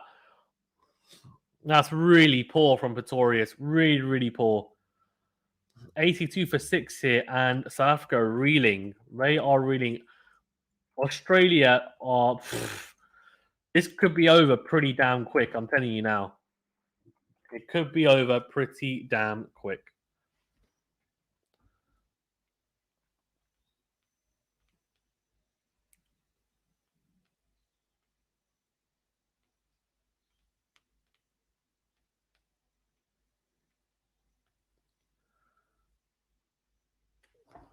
Right, so... Horace has messed up their net run rate. South Africa will want match in comparison to this. Wow. That's why that's why you have to say warm-up matches don't mean a huge amount, unfortunately. It's good to get in nick, and Graham has started looking at his phone. He's probably tweeting this is terrible. No, he won't be able to do that, but he's probably looking at all the tweets thinking, oh no. South Africa chairman Graham Smith is in trouble. 82 for 6 off 14. This has been really poor application from South Africa, honestly. And I tell you what, the games against Sri Lanka, the games against Bangladesh are not going to be easy. They're not going to be easy on these pitches. They've got the bowlers to do well. Horace says Maharaj can slap a few. Abdullah says you need sandpaper when you're playing in the middle of the desert. That is a very controversial comment, Abdullah, and I'm not going to talk about it because I'll get in trouble. Maharaj can slap a few. He can, but he's not. Look, you can't be relying on Maharaj, right? And I think I talked to Michelle from the Caribbean Cricket Podcast about West Indies, and he said the same thing. Like, if you're having to rely from people from 8, 9, 10 to get runs, it means you're in trouble. And that's exactly where South Africa find themselves. By the way, that was a really, really important over from Zampa. 2 wickets in it. From what I saw, I didn't think he bowled particularly well. Pulled it back. Cummins, very full. Maharaj just punches that into the offside for no run. Horace says, how many teams to go through the group? So only 2 to the semi. So there's Super 12, there's 6 in a group. Bangladesh and Sri Lanka are both in this group. So you've got Australia. So at first, this group looked like it was the easier group because the qualifiers hadn't happened yet. But now they've got Australia, they've got England, they've got West Indies, and they've got South Africa. But you've also got Bangladesh and you've got Sri Lanka. The other qualifiers, Scotland and Namibia, are in the other group with India, Pakistan, New Zealand, and also Afghanistan. Oh my God, it's a run out. Oh, that is shambolic. What are they doing? And Maharaj looks to Markram, and he looks so angry. I don't know whose fault it is. That is shambolic. And you know what? That is almost Pakistan-like, and I can say that because I'm Pakistani. That is absolutely shocking. What is that? Oh, dearie me. Maharaj gone for a duck off 2 balls. Then he's saying, come on, Australia. Yeah, because, oh my God, yeah. Exactly. Then he's saying, come on, Australia. Let's have a look. So it was just nicked to point. Okay, so then they ran back in. Then Maharaj goes, yeah. There's a run. But he hasn't looked at Markram, who's turned his back. Oh, there was a run there, probably. But he's turned his back. He slips Maharaj. Oh, dear. Shambolic. Absolutely shambolic. 83 for 7, and I tell you what, they're going to get bowled out for under 100. That's my prediction. This has been an absolutely shambolic attempt at setting a score from South Africa. Venny says, come on, Australia. Venny says ABD needs to be in this South Africa side. Oh, don't start, Venny. Venny, if you want to join with me as well, by the way, you can at any point. Let me know. Adil says, hope for Pakistan to beat India tomorrow. Just look at today's game. South Africa made compared to Pakistan versus South Africa with DWT Century warm-up game. Yeah. Ridiculous for South Africa to have left so many of their best players at home. You know what? But I do get what you mean, Jimmy. I do. Chris Morris, okay, fine. But then is he going to help them win the batting here? No, not really. I doubt it. On top of that, who else are we talking? Imran Tahir, leg spinner, not going to help him in this chase, in this setting a total. So their issue at the moment anyway, is the batting, right? So AB de Villiers is fine, but then AB de Villiers is like, he hasn't played for South Africa for years and he didn't want to play the World Cup. So I forget about it. Du Plessis is the big one. He would have helped here, right? Like, Du Plessis, I think, gets into the side. He gets to the side instead of Klaasen, doesn't he? I think so. I think for sure he gets into the side instead of Klaasen. I don't know. It just says, no. Hey, goodbye. So, what is this behavior? Says Harris. Easy work for the Aussies. Harris says, Benny, are you happy about Sri Lanka? Mate, Sri Lanka unbeaten in this T20 World Cup so far. 71% of you, by the way, saying Australia, and South Africa 29% to win. Guys, thank you all for joining. Please do remember to like the video if you haven't already. It helps us out a great deal. Liking the video, and do subscribe to the channel as well for more content like this. We are going to be doing England versus West Indies later. Venue and Cash should be doing it, and it'll be the first innings of the match. There might be, I guess it's up to them if they want to do more, but they'll definitely be doing the first innings, but we'll see if they do more or not. It's purely down to them. All right, 83 for 7. And Cummins with a dot ball. Here we go. Horace, I never got to ask, are you happy about Rumi's Raja? Not really. We'll talk about that tomorrow, though. Jimmy says, yeah, I think Faf would make a big difference in great form. Oh, yeah, of course. He's a great T20 player. One of their best T20 players ever, to be fair. Cummins. Oh, it's a bouncer. And he hits Rabada in the helmet. Rabada says no. I tell you what. Rabada's going to... If he gets a chance to bowl at Cummins, he's going to bowl short to him. That's what I'm saying. Do they not have someone to come on and check his helmet, though? Yeah, there you go. Yeah, they do. Concussion protocol. So, a wicket and only 1 run from this over so far. 1 ball remaining. Let's have a look at that bouncer. It's vicious from Cummins. Oh, no, it's hit him on the shoulder. It says his shoulder's taken the cushion, and then it's hit him onto the helmet. So his shoulder will be hurting. He says, sorry, Pat Cummins, but it doesn't really mean it, does he? As in, probably sorry because he doesn't want to hurt him, but to scare him, yeah. I did mention South Africa could be gone for 90-ish runs. No, you said 120. I'm not taking that. Jimmy, I'll come to that in a second, Jimmy. Oh, well bowled. Rabada just fends that off into the offside. So 40 dot balls. So let's do a bit of maths. 15 times 6. What's that? 80. No, that's not. What's all about? 15 times 6 is 90. 40 out of the 90 balls have been dot balls. Nearly half the balls faced have been dot balls. What do you want me to say? That's so poor from South Africa. So poor. What's your predictions for who makes the semis and the final? My initial predictions for the semis was West Indies, England, and India. And I initially said New Zealand. I changed to Pakistan because I'm just being ambitious. My initial winner was actually New Zealand. So when we did the annual awards for this channel last year, at the end of the year, I asked everyone, and mine was New Zealand. I did try and stick with it this year as well, but I then am more started leaning towards West Indies, but we'll see. I mean, I think realistically, West Indies, England for me, in terms of making the semis in this group. The other group is a bit tougher to pick. I think Afghanistan could quite easily make it, but we shall see.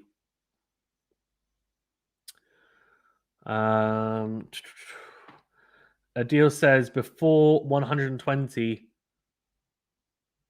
I mentioned 90. Okay, nice one. Nice one. That's fine. Right, 84 for 7 here, and a single to start the over. Zampa's back on, obviously a fantastic over in his previous over, a double wicket over. Well bowled, very well bowled Zampa, just honing in on the stumps. Bit of turn, bit of grip for Zampa, bit of flight as well. Rabada yet to get off the mark of 4 balls. Markram's just over a runner ball at 32 off 31. Flicked into the leg side, that should be a single, and it will be. So 2 off the over so far. 3 balls to go. Yeah, Jimmy 231 says nice areas, Zamps. Yeah, exactly. Exactly. It is nice areas. Nice areas, Zamps. Oh, that's not very good, is it? I won't do that again. Here you go, Zampa. Oh, that's wide. That's got to be. He's got to cash in. Oh, see, this is the issue. This has been the issue with South Africa. If there haven't been a lot of loose balls, but when there have been, after the first 3 overs, they just have not cashed in. That is such a wide delivery from Zampa, and he hasn't cashed in there. He's straight to the field, and he hasn't hit it well at all. Better from Markram into the leg side. That will only be a single, though. He wants to stay on strike for the next delivery. And as I said, like, we're into the tail. We are into the tail. Maharaj right at 8. Tail. It is. Only 3 off the over, and at last delivery. I don't know what they can get here. They're going to have to hope that... no, he says no single. And there's a reason why he's saying no single, because he doesn't want it. He wants to stay on strike, Markram. Now, Markram's going to have to do it by himself. That's basically what's going to happen here, because Rabada, and who else they've got? They've got Shamsi. He will get no runs. Shamsi can't bat. I'm just telling you now. Nortje can't really bat at all as well. So Rabada can swing, but he's not going to swing at this stage because there's still 4 overs left. So it's up to Markram to get runs, and then hope that Rabada can maybe get like a 10, and hope that it takes them to 110 maybe. We're 86 for 7 off 16 overs. Flipping heck. Venu says, yes, I'm happy about Sri Lanka. Nice one. Venu says, loving Zampa's new haircut. Are you? I'm not a fan. I think it was one of the BBC people said apparently it looks like the barber, like they had to stop the barber from cutting his hair like halfway through because of the back. He always has very interesting haircuts, so it's very like unique. He is a unique person, to be fair, Zampa. He's very interesting. What do you guys think of Maxwell's man bun? His hair is so short that when he took it out of the man bun, it was fine. Like, it wasn't like it doesn't need to be in it. It's just for fashion. So let me know what you think of it. Some people are happy with it. Some people aren't. It's interesting. 2 off 7 off 3. What a shot! That's what we're talking about. More of that. That's the first 6 of the innings, and well needed for South Africa. And Markram starts off the over with a 6, and that is really helpful for South Africa, and they need more of that. And I'll tell you what, I'm glad it's come at the start of the over as well, because now Hazelwood is under pressure straight away. Markram's gone, I've had enough of this. I'm not going to be playing off the back foot and punching it. Pull shot off the front foot. 96 meter 6. That's absolutely huge as well. That is humongous from Markram. He's a big hitter. He's a big boy. And we need more of that from Aiden Markram. And then he says, I'm a fan of the man bun. I'm reading. I hate man buns. Absolutely hate them. Absolutely hate them. Let me know what you guys think. Jimmy says, yeah, serious lid on Zampa. Jimmy likes the haircut of Zampa as well. I like it. Interesting. Very oh, that's a wide. That'll be a wide. So, by the way, Hazelwood, in his first 2 overs, only went for 1 run and got 2 wickets. So, he was going for 0.5 and over, and he picked up a wicket as well. Sorry, 2 wickets even. Crazy. So, Jimmy and Venu liking the Zampa haircut. And what do you guys think of the Zampa haircut? And I think, who was it? It was Abdullah didn't like the man bun of Maxwell. I'm not a massive fan of it either, but it's interesting, isn't it? Everyone each their own. Here we go. A full toss. Oh, it's pretty poor from Markram. Loose wrist, doesn't punch through the ball properly. But since the leg side, it's a single, so could be a lot worse. 8 off the first 2 deliveries. That's pretty good. Damn good. Adil says, man buns famous in... Oh, okay, on WWE, but... Well, okay, fair enough. Horace says, are the South African fans from UAE, or were they allowed... Are they allowed travelling fans? I have no idea. To be honest with you, I actually don't know. I think they are allowing travelling fans because people are going from the UK. I don't know whether there's certain countries they're not allowing people to travel in from. I have no idea. But in general, yeah, they are. Abdullah says 96 meter 6 on a 78 meter boundary. That's not eco-friendly. Oh my god. Yeah, it's not.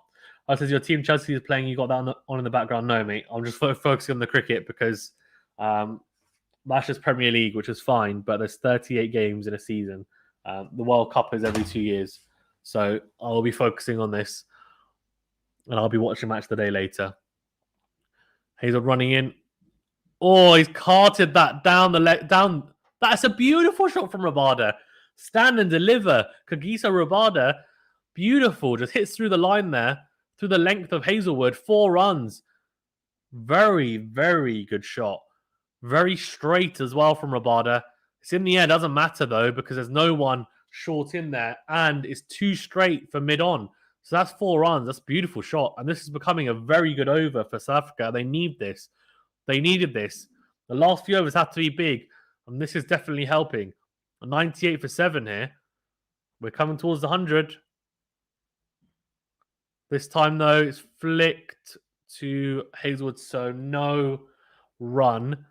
Economy by phase. Power play is just under 7. Middle is 6.35. But in the interesting, in the death, his economy is nearly 10. Interesting.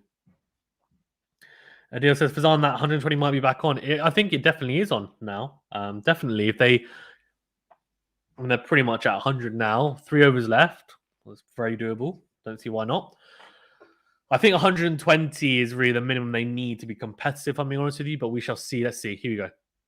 Oh, well bowled. Very good Yorker from Hazelwood. Very good Yorker. 98 for 7. And that was a pretty good over. 12 off it in the end. So not bad at all for South Africa. If they can have 3 more overs like that, I'll take them past the 130 mark. So that's what they need, really. 12, 36, 36 plus 98. I'll take them past the 140 mark even. So I'll take them to 144, which is very good. So Tart says, hey, Fazan, excited for India versus Pakistan tomorrow? Of course I am. Of course I am. Of course I'm excited for that. Of course. We'll be doing the whole match for this match, South Africa, Australia, and then Venu and Cash will be in the first innings for England versus West Indies later on today. They may do more, but that's up to them. It's up to them if they want to do the second innings or not, but they will be doing the first innings. So do check out that match as well later on, the first innings, and do support them. Get involved in the chat. They do love comments and queries.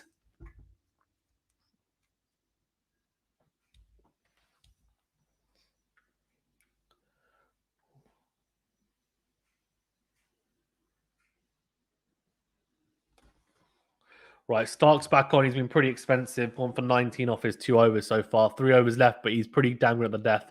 But I tell you what, oh, he's flicked that into the leg side. Oh, he's straight to the man. Oh, no. It was there. It was there. It was a half volley on his legs. Markram flicks it, and it's 6 or bust, really, and it's bust in the end. Doesn't get all of it, and goes to Maxwell at deep mid-wicket. 40 off 36. They needed Markram to stay until the end to be competitive. I don't think it's going to be. He's coming around the wicket there. It is there for the taking. It's a half volley on leg stump. Just doesn't manage to get all of it. Markram doesn't quite time it well enough and goes straight to Maxwell at deep mid wicket. It did look like a longer part of the boundary as well, but you back him. He just hit 96 meters. 6. It's not like he can't hit big. Nortje coming in. This is I don't know, man. This could get wrapped up quite quickly. And Starc is renowned for picking up wickets later on and wrapping up tails. So we've seen it many a time. He's picked up 1. There's only 2 wickets left. This is disappointing, honestly, because after that last over, I was thinking, look, okay, they might be able to do something here. But unfortunately, that wicket falling is a big, big blow for South Africa. Jimmy231 saying, expecting a J. Roy ton later. Do you think? Okay. I think West Indies will definitely open with a spinner against Jason Roy and Butler. One of the overs will be a spinner. I hope they play Hayden Walsh Jr. Hayden Walsh Jr. obviously I've had on the channel. I did an interview with him, so go check it out. So under Cricket Interviews playlist. It's under our playlist, Cricket Interviews. But yeah, I've had him on, and he should be starting. He should be their frontline spinner. They did bring in Akil Hussain, who's a good left armer as well, after Fabian Allen got injured. But I'd imagine they will play Hayden Walsh Jr. They've got Roston Chase. He might open up as well, to be fair. The thought says, will you live stream for India versus Pakistan? If yes, will it be the full match or 1 innings? We will be doing the full match for India versus Pakistan tomorrow. It will be a joint stream with Cricket for Us 2.0, so with Usjid. So we'll be streaming on both channels, but we will be doing the full match, yes. Or we go, oh, we're bold from start, very full. Rabada tries to carve it into the leg side, more like, to be honest with you. Straight to the man, though, at mid-wicket. Jimmy says, thoughts on Noah Ryan? Seems like a waste. Yeah, I think it's an interesting one.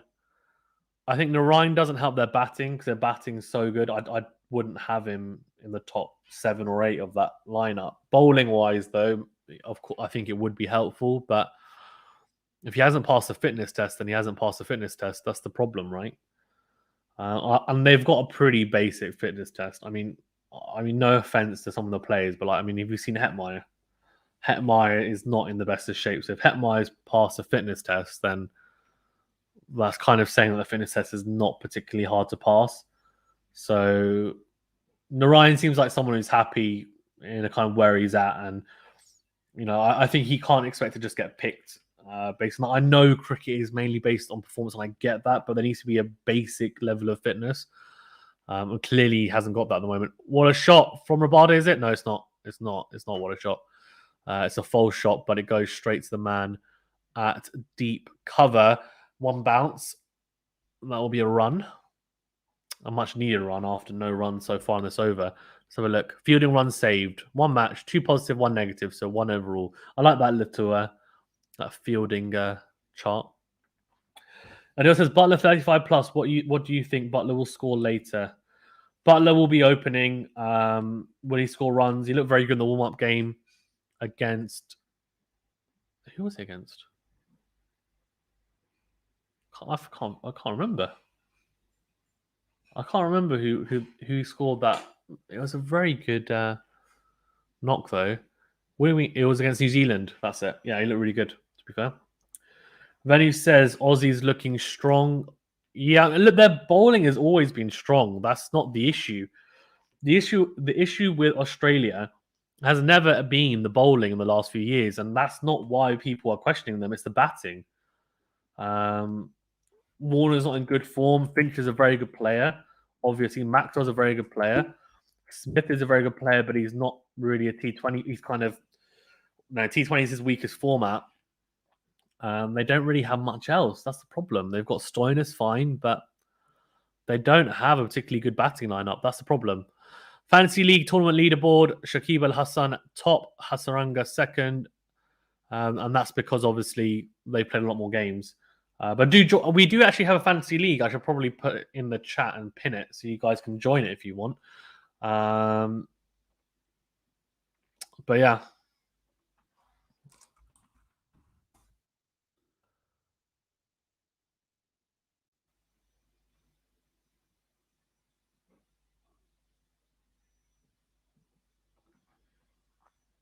Oh, very, very good bowling from Pat Cummins to start off. Yorker first up, leg stump Yorker. Horace says Butler will get a 50. Will Moyne play? I think he will play. They need the extra spin, and also he's batted very well in the one warm-up game he played in. So I think he will definitely. I think he hit like 46 or 20 balls or something ridiculous. So I think he will. He's obviously used to conditions here after playing the IPL. Jimmy 2-3-1 says against New Zealand. Yes, it was. Thank you. I appreciate that. Cummins, they're past the 100 mark. Oh, here we go. That's 6. That should be 6. No, it's not. Oh, what? Didn't get all of it. It's a full toss. Rabada's gone for it. He hasn't got all of it. Bit fortunate as it drops just before the running David Warner. So 2 runs, but much needed runs. Rabada, full face of the bat, full blade, just didn't quite get all of it, unfortunately. All right, I'm going to put the link to our fantasy league for the channel in the chat. I'll just pin it as well. Right, so let's have a look as well at the votes. 73% Australia, 27% South Africa out. What's going on here? Oh, 1 for the over short ball. Let's have a look. How short was that though? Oh, very short. Oh, he's like, sorry, I hit you before, but I'm going to try and hit you again. What are your thoughts on the UAE pitch as of now? Do you think it will change over the period of the tournament? It will deteriorate. It should deteriorate, right? I mean, they're playing on. They're not just playing on one pitch; they're playing on a couple. But I think spin will become more and more, I think, deadly and become more of a factor as the tournament wears on. So I think as you get to the latter stage of the tournament, spin is going to be really crucial. Which is why I think at the moment, for example, Australia, they might be quite strong in the first few games. I can't see them running away. I can't see Australia having any chance of winning this. They've got Zampa and Maxwell. Zampa's a pretty good spinner.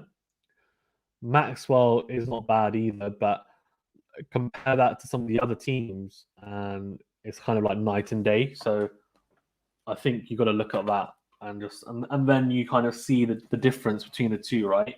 That's the thing. It is night and day.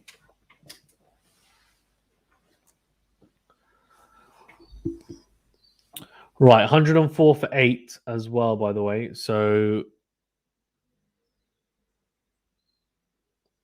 yeah, it's true. Deal says 100 comes up.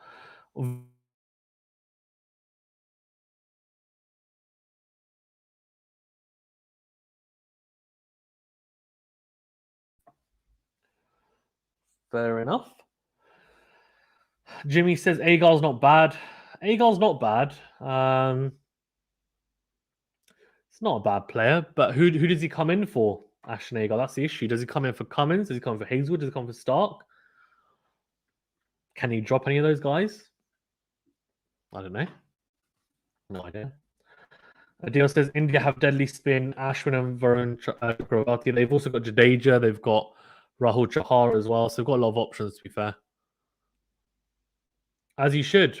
T20 World Cup in the UAE. If you don't, then I don't know what you're doing with your life. To be honest with you, you should be having spin options at all times. There's T20 World Cup. A very good over from Pat Cummins. 106 for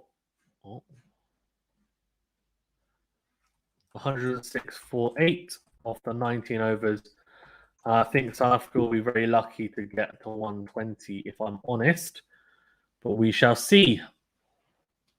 We shall see.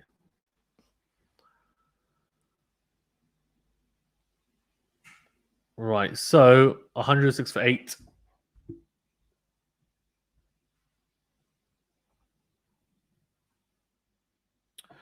Last over then here. So the highest over they've had was 12 runs. Poor. Really poor. Jim231 says England going to miss Denley's leggies up top. Can't argue with this T20 international forfeit. His batting, those not good enough in T20s, right? I don't think England are going to miss that. I think they're going to miss. Like, they're not going to miss that, actually. I'll tell you why. Because of Livingston. And Livingston is not probably as good a bowler as Denley, but he'll do a job in a couple of overs.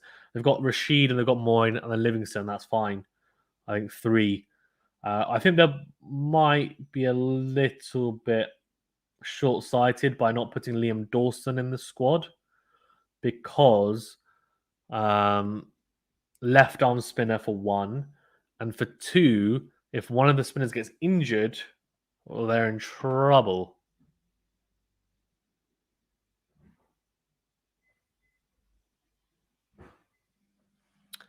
Here we go. Starc running in. Very full, very good shot from Rabada down the ground.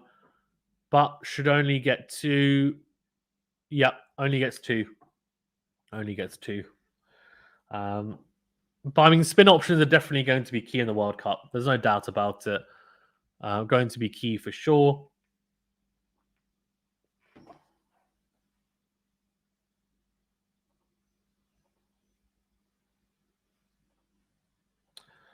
So I've seen a few stats about Pakistan. They are lethal on the UAE. They've won the last 4 out of 5 T20 series on the trot. Out of all countries, they have the most experience there. Yeah, Pakistan and Afghanistan have got a lot of experience in the UAE, so they should make it work for them. But, oh, hold on. Rabada's gone big here, I think. Has he? Oh, yes, he has. 6 runs, and a much-needed 6 runs as well. Only 2 sixes from this inning so far, but that second one, the one just now, it's a good shot. It's a full toss, but it's a 6 with one hand. 88 meters, not bad going for Rabada there. 8 off the first 2 balls. If they can get 24, which is going to be very unlikely, but if they can even get 16 off the over, it helps a little bit. It does. They need to get past the 120 mark and give themselves something. Rabada's thinking, look, I need to give myself something to bowl at. Him and Nortje are probably thinking at the moment. That's what I'd be thinking if I was a bowler.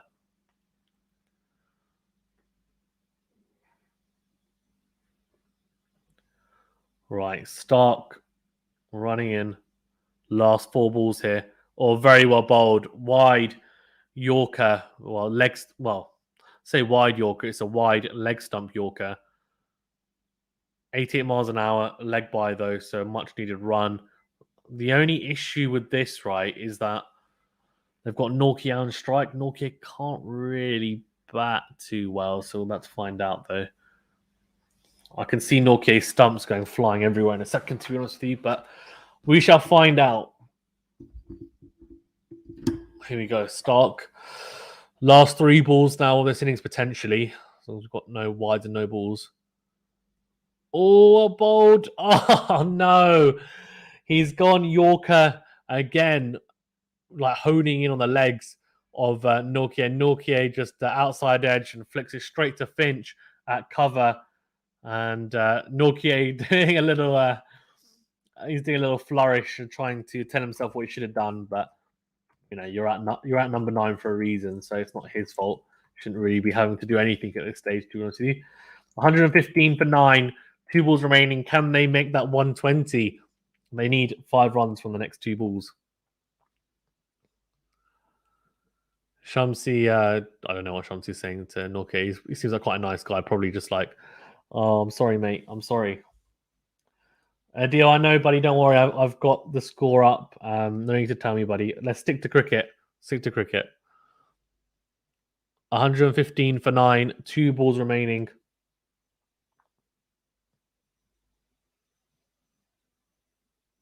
Shamsi can't bat, by the way. Just warning you. So I would not be surprised if his stumps go absolutely cartwheeling this next delivery. If Starc gets it right, we could see a pretty dramatic end to this innings, to be fair.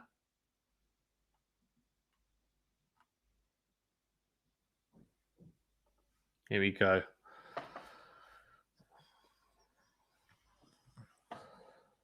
Where you go, start running in around the wicket. Oh, a bowled. Oh, what's going on there? No, he's missed the stumps though. Has Matthew Waite a scamper for a single. It's a bye. 116 for 9. Last ball of the innings. They need 4 runs to get to 120. Can they do it? Don't know. No idea. No idea. So that 6-bar Rabada was good. It was, yeah. It was indeed.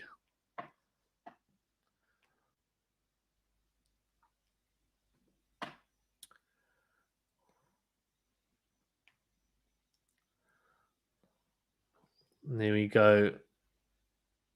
Matthew Wade doesn't look happy with himself. Last ball of the over. Oh, it's a full toss. That should be 4 runs. It should be. No, it's not. Doesn't pick the gap. It's a full toss, low full toss, and they make 2. I think they're going to check that. It could be out Shamsi diving. Good dive, to be fair. See who's made it. Only 117.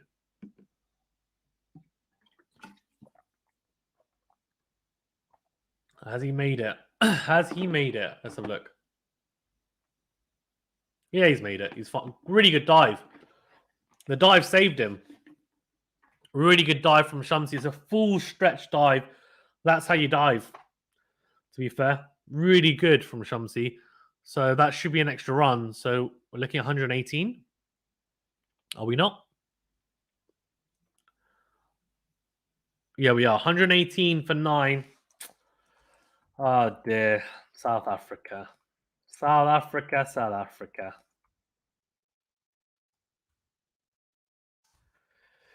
Yeah, very, very interesting, to say the least, to be honest with you. Markram, the only one really with anything of note. I don't know. I don't know. They're chasing 119. They're not even chasing 120.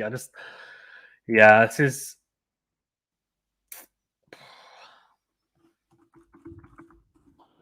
What do you guys think? What do you guys think? I think this should be an easy chase for Australia. Get some.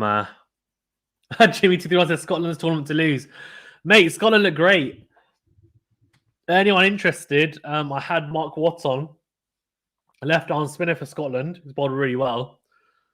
Interviews on the playlist, cricket interviews. Go and check it out if you're interested in the innings interval.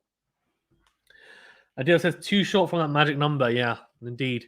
So looking at the scorecard, yeah, 40 off 36 for Markram. Apart from that, a couple of double digits, but nothing much. Rabada was actually the second top scorer with 19 off 23. It's poor. Really, really poor from South Africa. In terms of bowling wise, Starc pretty expensive at 8-0, but not terrible. Really good at the end. 2 wickets for him. Maxwell only went for 6 and over, 1 wicket. Hazelwood, 2 wickets at 4.75 economy. Cummins, 4.25 economy for only 1 wicket. And Zampa picked up 2 for 5.25 economy. This is Namibia for the finals. Can you imagine? So just interviewing Maxwell, actually. So I might listen to what he's got to say.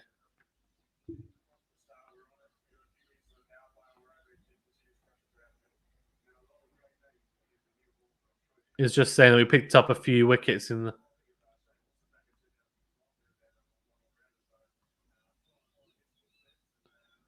He's like, I picked up a couple of wickets, or we picked up a couple of wickets early doors, and then we continued the pressure throughout the innings.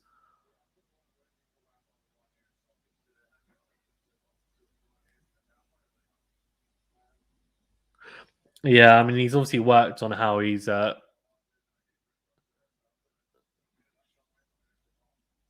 Last, this is about the man bun. The reason why he's got it is because there's no hairdresser. So he has to pin it up so he can bowl. That's funny.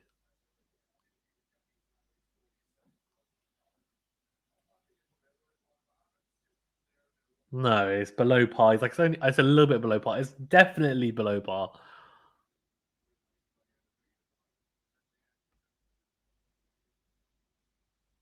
Oh god, crazy, crazy.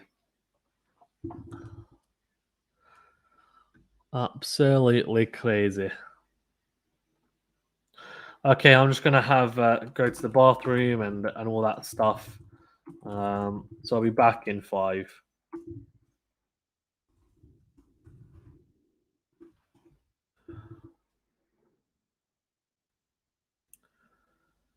Does you check out that sports channel on YouTube, The Pavilion? I have not, to be fair, but I will. I will.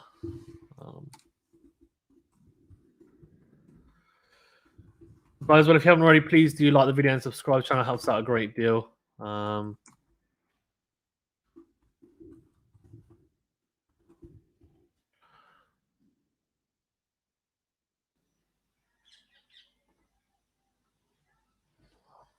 Back in 5.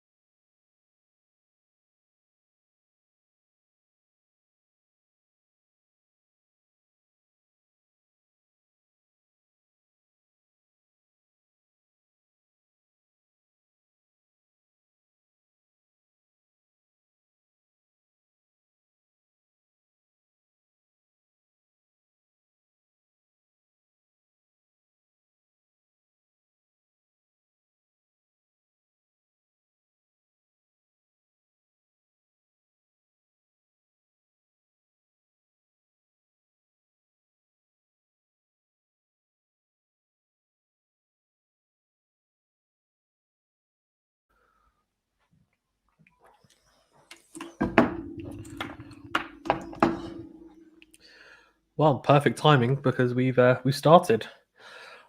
So Australia, and it's Warner and Finch obviously to open up. So let's get underway.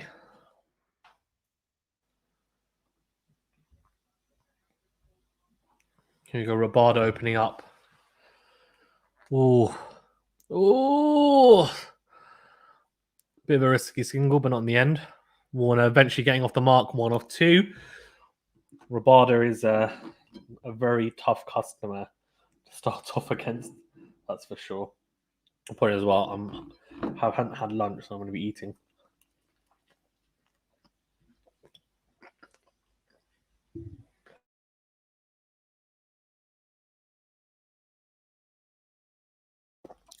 A direct hit and he's still in, to be fair, so that's all right.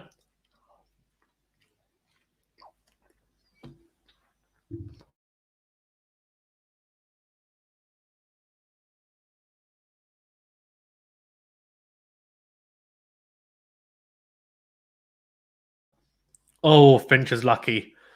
There's a shorter ball from Rabada. Finch comes on the ground and he completely miscues a flick into the leg side. Rabada nearly gets there as well, nearly caught and bowled.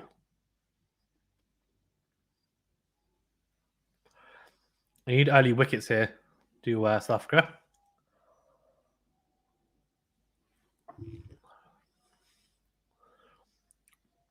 Rabada is a very, very good bowler.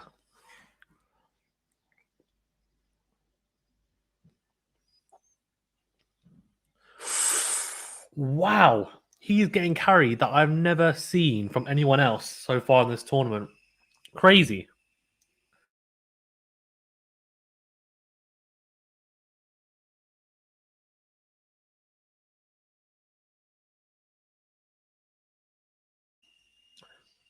That has got a lot of carry on it. Rabada is getting a lot out of the pitch. That's for sure. A lot out of the pitch. Ooh, down the leg side there, that'll be wide. Interesting. Trying to, I think, target the ribs of Finch there.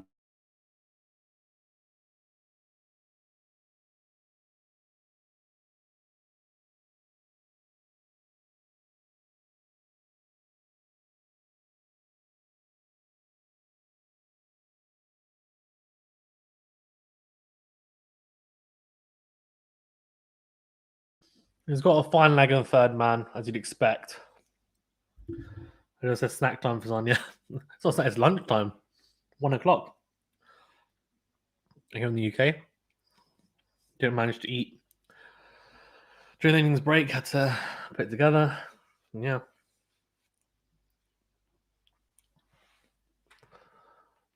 Right, last ball of the over. It's been a very good over so far. I need 2 off it. So it's a very good start for South Africa. That's the kind of start they need. Rabada's finding a lot more carry than I've seen from any other bowler so far today. So he looks good, man. He's up around just below that 90-mile-per-hour mark as well. 2 off the over. Very, very good over from Rabada. A hint of swing away from the right-hander as well. Very good.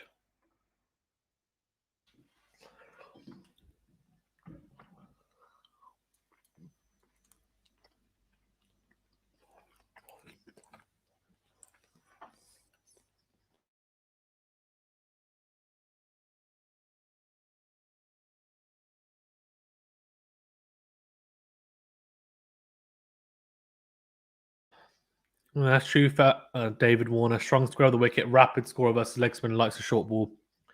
Strike rate versus pace 141. Strike rate versus leg spin 156. Strike rate versus off spin with a lefty 130.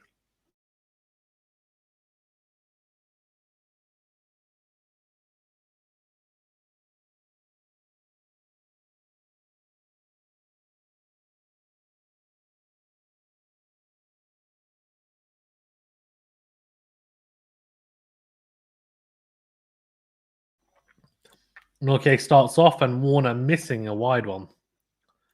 Crazy.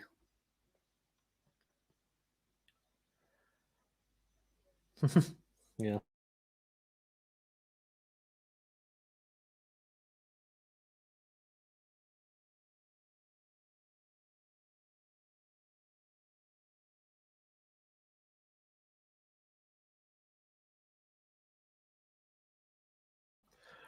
Well timed by Warner there, very well timed. Off the legs, and it's good fielding there for Maharaj. Only a single. Nortje starting to ramp it up, 140 Ks. They need a very quick spell from him. If he can run in and bowl rapid for an over or two, pick up a wicket, 2 wickets, it'll make a huge difference. Same with the Rabada as well. Need Aussies, they need wickets.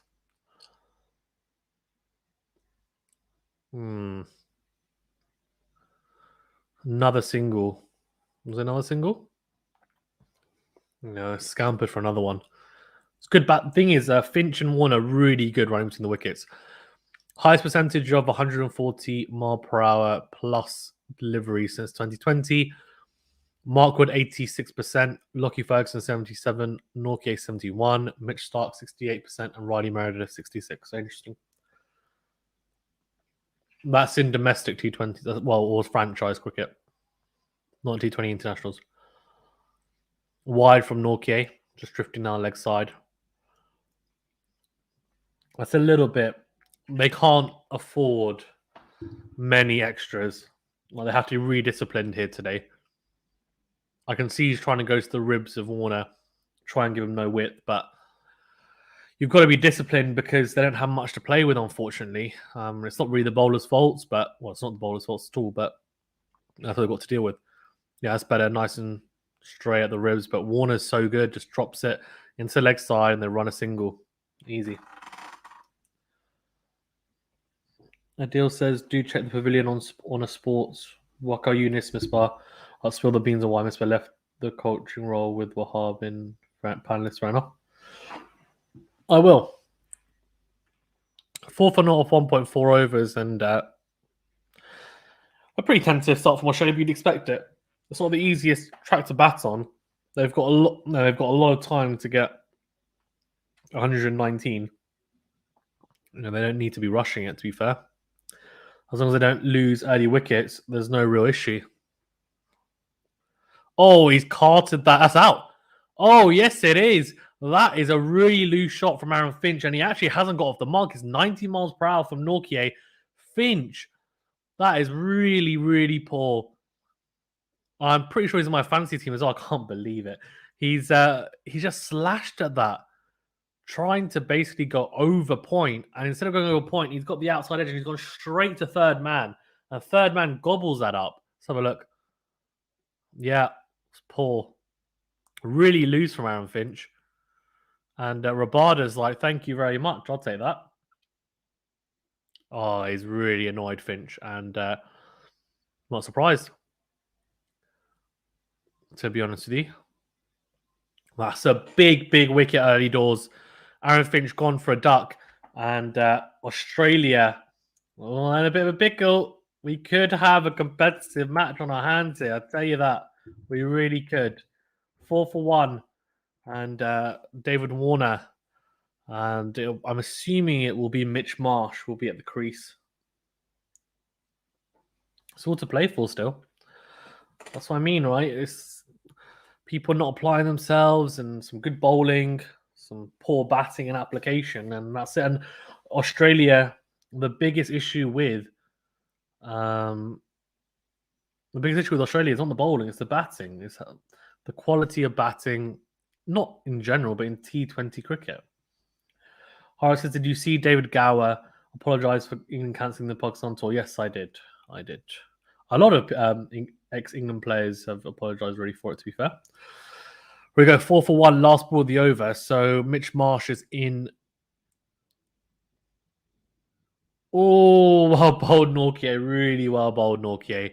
Really, really good stuff. Quick in that full stump line, back of a length, and 92 miles per hour. So that's pretty rapid. And that's a good start from Nortje. A good start for South Africa here. 4 for 1 off 2 overs. And they're going to have to rely quite a bit on Nortje and Rabada here. They need to pick up at least 2 wickets in the power play, you'd assume, at least. If they can get Warner. Adil says, missed the wicket. Who got the wicket? So it was Nortje getting Finch. It was a quick delivery, short of a length, bit of width. Finch threw his bat at it, tried to go over point, and in the air, straight to third man. Oh, Warner pulls that away. Rabada can't give him anything to pull. He loves the pull shot. He really does, David Warner. He loves playing the pull shot, and he pulls Rabada away for 4, first ball of the over. And that is, if I'm not mistaken, the first boundary as well of the innings so far in this chase. Yeah, I mean, Warner just cashing in there. Needs to be a bit more disciplined there, Rabada. I think he's trying to get fine leg into play, but needs to be a bit smarter if he's going to do that. Yeah, well bowled. Very well bowled from Rabada, cramping him on that good length. Just under 90 miles per hour as well. Pierre Gasly says, could you show us the game? I can't, because if I do, I'll get done for copyright and the channel will get taken down. So unfortunately, I can't show the game. Apologies. Just because of regulations, like I'm not Sky Sports. if I was, then then you're watching TV. Rabada running in. Oh, good back of a length. And again, Warner not able to do much with that. No width given. And Rabada needs more of that, to be fair. Needs to just cramp him, and then mix it up with the odd bouncer, the odd Yorker, if he can, the odd little teaser. I just need to be disciplined, though. They need to be very disciplined bowling-wise here to South Africa. Justin Langer looks on. He doesn't look too worried, and I don't think he should be, because 1 wicket down. But win predictor, 82% Australia, 18% South Africa. But I'd say it's more 70-30, to be honest with you. What a shot from David Warner. That should be 4 runs. It's a beauty into the offside. To be honest with you, though, if David Warner bats like this could be a very easy chase. 90 mile per hour, but it's just in the slot, really. It's a half volley on off stump, and Warner just cashes in. It is swinging in towards Warner, but it's just a bit too wide. Warner opens up the face of the bat, punches it through the offside. Really good. Really, really good shot. And he looks in pretty good timing. No, it says no. Comes in towards him again there. Just honing in towards the pads of Warner is Rabada. 8 off the over, though. They'll be slightly disappointed, I think. South Africa with this over so far. They'll be thinking we had them 4 for 1 after 2 overs. Just lost his discipline a little bit, Rabada, with those 2 deliveries, and Warner cashed in. And that's what happens when you face elite batsmen, right? In the game. They don't let you get away with the loose balls. Oh, that's a loose ball as well. Got away with that. That's a full toss. They're looking. they're looking at the no ball. I think Warner's just gestured to the umpire, like to review it. I don't know. 12 for 1 off 3 overs. Very funny. So 8th off that over. And the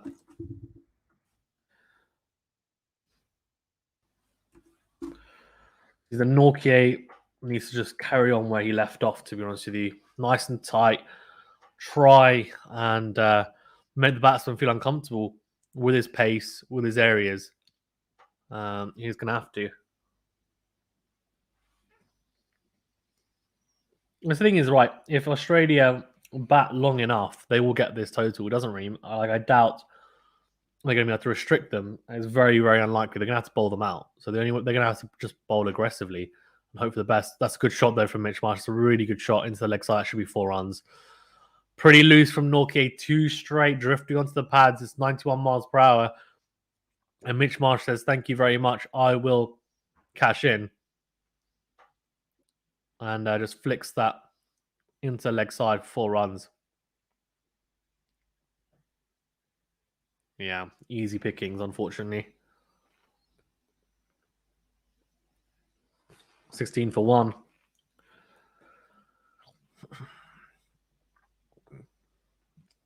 Nortje running in. Oh, that's well bowled. It's quick. Mitch Marsh again trying to hook it to the leg side. Does wrap him on the pads, but it's going down leg side too high as well, to be honest with you. Aggressive bowling from Nortje, but just needs to be careful about his line.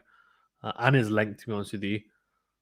Just showing Hazelwood and his start, which was very, very good, to be fair, and put Australia in a very commanding position. Did Josh Hazelwood. The 2 vital wickets as well of Dussen and Kock, which you could probably say are currently South Africa's best 2 batsmen in the format. So that's crucial spell that was from Josh Hazelwood. Here we go, Nortje running in very full, driven from Mitch Marsh, but straight at Nortje, who lets it parry off him. I'm liking the South Africa kit. It's cool. It's a bit more abstract, but it's nice. Mitch Marsh has got a little bit of the rat tail as well, like Zampa does, where the kind of mullet at the back. I think he's got a similar thing, which is quite interesting. March average by length versus pace, 49 average for 21 good and 27 short. So likes it on the drive. Oh, that's wild ball by Nortje again. Marsh trying to pull Nortje away and fails to do so. Routes from the pad, but no run. So 4 from the first ball, but after that, quite disciplined from Anrich Nortje, to be fair. Yeah, just hits him on the hip there. 76% of you saying Australia to win, 24% South Africa. Interesting.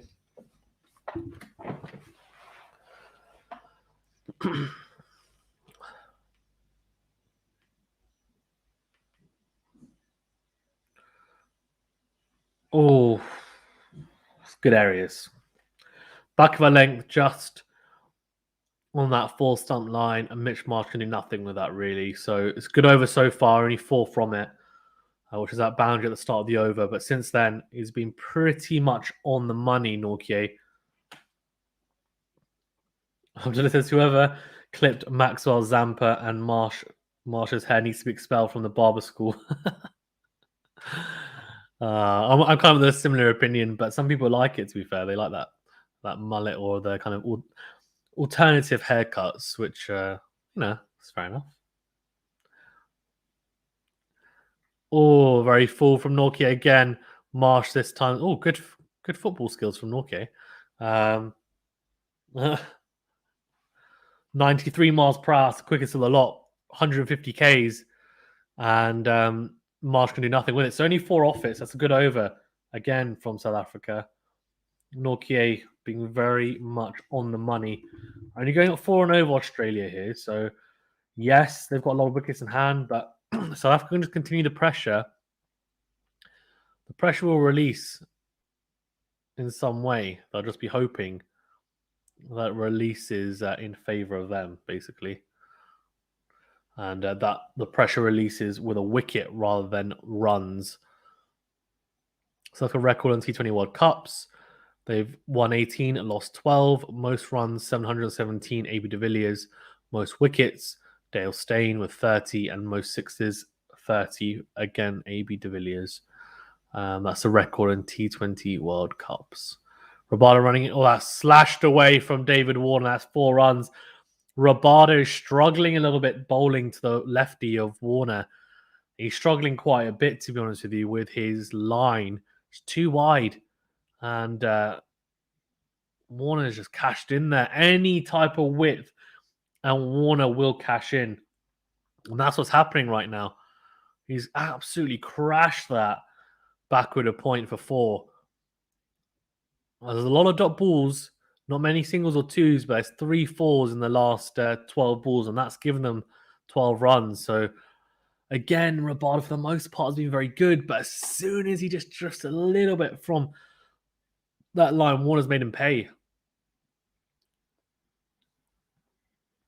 And that's really been the biggest issue for South Africa so far, to be honest with you. Here we go, running in again, Rabada. Oh, that's a good delivery. Oh, he's got him. He's got him. He has got David Warner. That's a beauty of a delivery.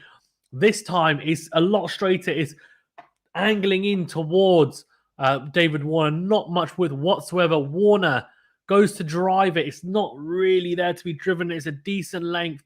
And he gets the outside edge and he goes straight to point. And they pick up the wicket of David Warner, who was looking quite good as well. So that's a fantastic wicket to pick up in the end. And David Warner goes.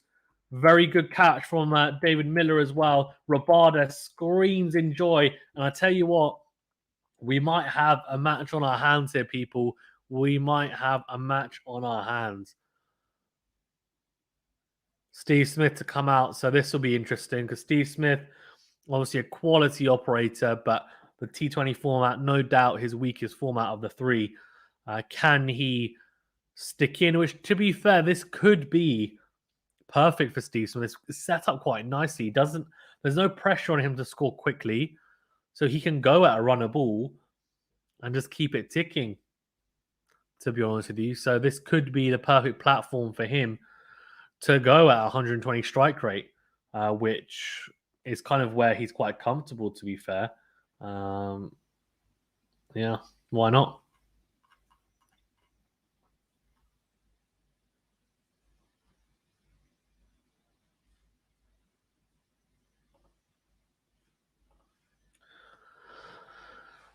Right, so Steve Smith, 32 years of age, comes in at number 4.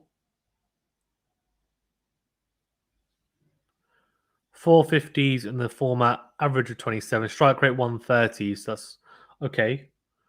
Average of 27 is not bad. Let's see. So this, I think this is actually the perfect platform. I don't think he's going to get out playing aggressively. I think if he gets out, it'll be a good ball or nick off or something. But he's not going to rush, I don't think. So he doesn't need to particularly either. Yeah, that was just a very half-hearted punch from Warner. It's a very good delivery from Rabada. And just slices it straight to points. Good catch. Sharp catch from David Miller. And he's never dropping that.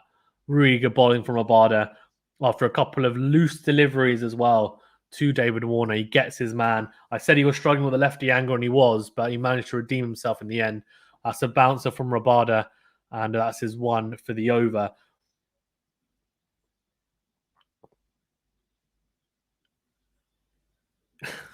Rabada loving it. I'll tell you what, they've got a chance here.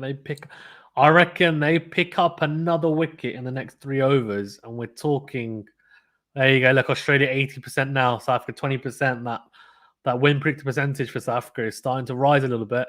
Still very much in Australia's hands, no doubt.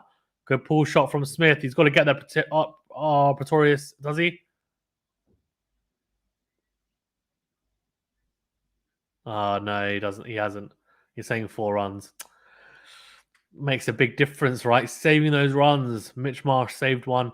They're going to check it, but then that's 4 runs. And if it is, well, that's a bit unfortunate. Let's have a look.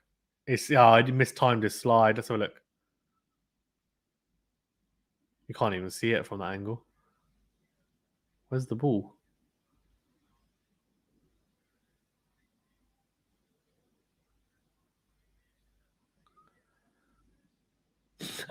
You can't even see the ball. Crazy. Absolutely crazy. Right, so that is 23 for 2. Oh no, he did save it. He's just frustrated. I think he didn't know where the ball was. So he did save a run in the end, I think. And they are checking it though as well. They're seeing it's 3 runs. Maharaj to come on. I'm not quite sure about this option. I guess they've got 2 righties to have a look at. Maharaj with the angle into the right hander and then hopefully getting it to grip and turn away from him. That's probably what they're looking at. Is it the right option? I don't know. We shall see. Would I have given Nortje another over? I guess they're looking to bring him back on if they need a wicket as a strike bowler. So this is going to be quite an important passage of play. Maharaj has had a fantastic start to his T20 international career. Only played 4 games, but economy of 4. So he's gonna have a very, very a big part to play here. Early doors. Oh, a bowled. That should be a single. Yeah, and it is. So well played by Mitch Marsh, just nudging that into the leg side for a single.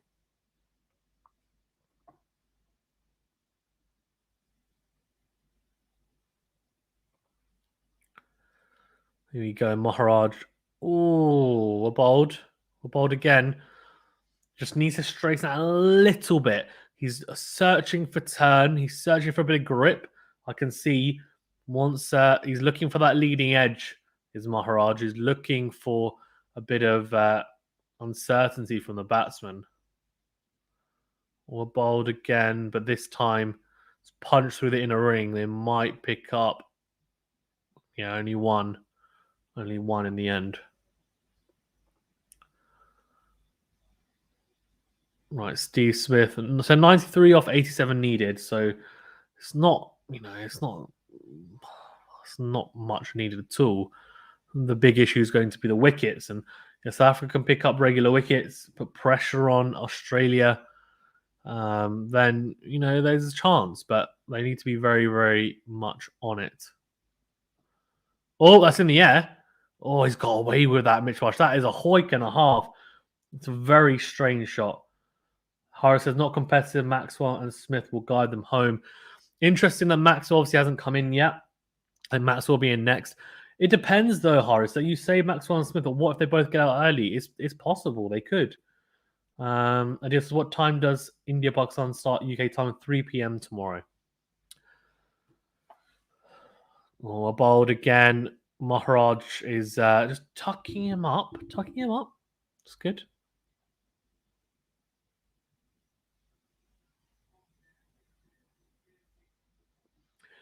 It's very interesting as well how much, how difficult it looks like it is anyway to bat on this surface. If they get out, then yes, exactly, yeah, that's what I mean, right? So it's definitely not nailed on, and I think this game is set up quite nicely for Smith to potentially see them home because I just feel like, as I said, not much pressure on him to score quickly. That's probably been the biggest criticism levied at him recently. So if I'm Steve Smith, I'm thinking this is fantastic. Like we're going to do this quite easily as well. So let's see. I'm hoping that it will be pretty competitive, but we shall wait and see.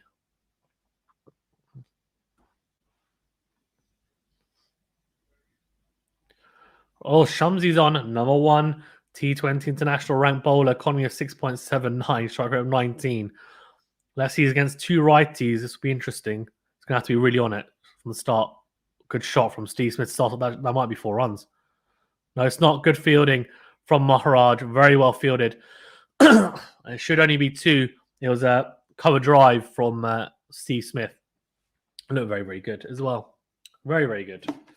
But a bit too wide from Shamsi, but he doesn't want to drift into the pads. That's the thing. He knows Steve Smith likes to shift across. So he's probably just doesn't need to overthink it early doors. Steve Smith won't be as fidgety early on in his innings. As he gets more comfortable, he will shift across more and more across his stumps to access the leg side. But at the moment, no. It's a single there for Steve Smith to 45. Let's have a look.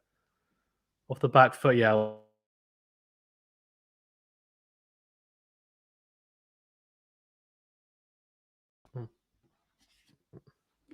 Right, here we go.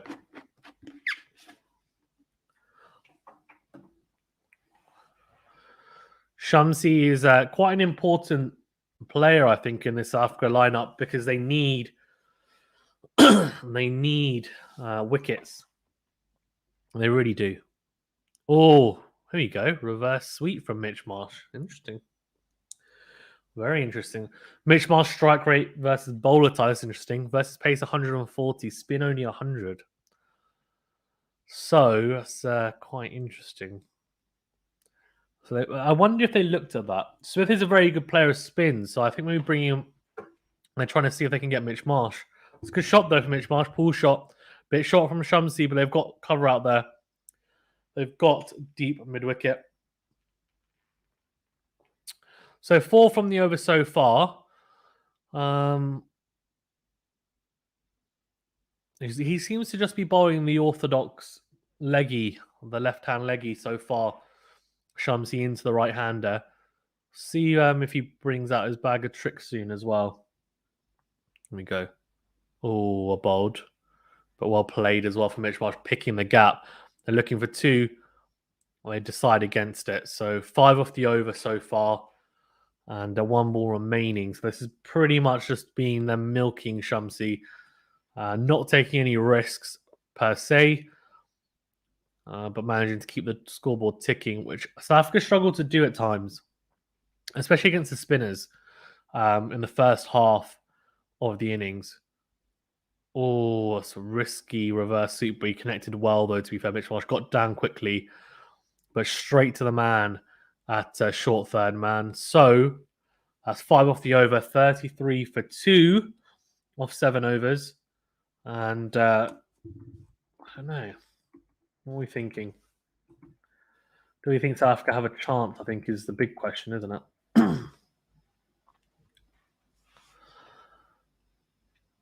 I don't know.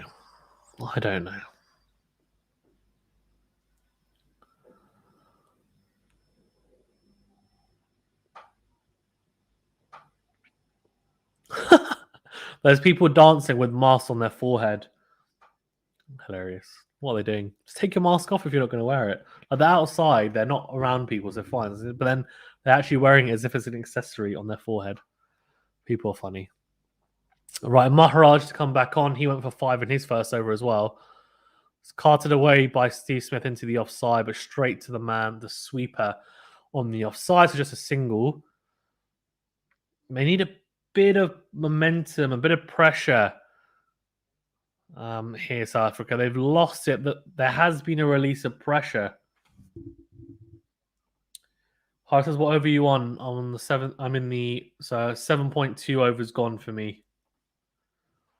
Good shot from Steve Smith. 2 long off. 2 runs there as well. Good running. Very good running in the end by Steve Smith. He's very quick between the wickets. It's Steve Smith, to be honest. There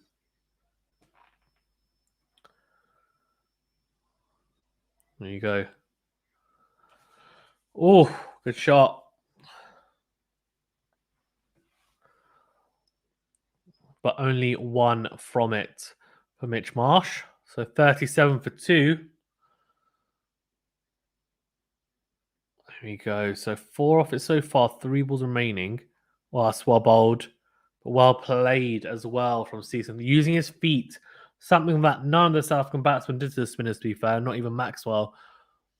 And 5 off the over. 2 balls remaining. He's just keeping it ticking, Smith. He's 11 off 10. Going out, run a ball. Told you that's what you do. Not going to take massive risks. Doesn't need to. He knows. He's assessed the match situation. He's not stupid. If it's there, he'll take it. But that's a good shot from Mitch Marsh. Is it? No, it's not. It's really not. He's tried to go big. He's taken a risk when he didn't need to. They had 5 of the first 4 balls. Mitch Marsh, though, he just cannot help himself. He tries to hoik one into the leg side. Picks out the man at deep mid-wicket who's in about 10 paces. That is pretty poor from Mitch Marsh and no game awareness whatsoever from the big Australian.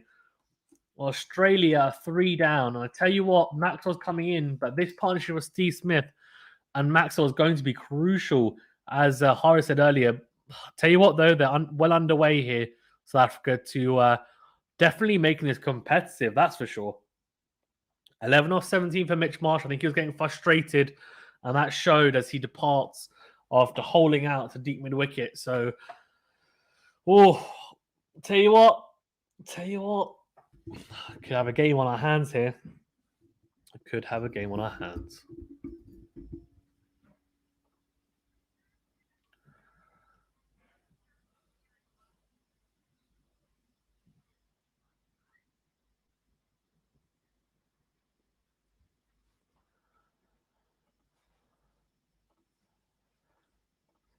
Honestly, Australia trying hard to lose the game is true.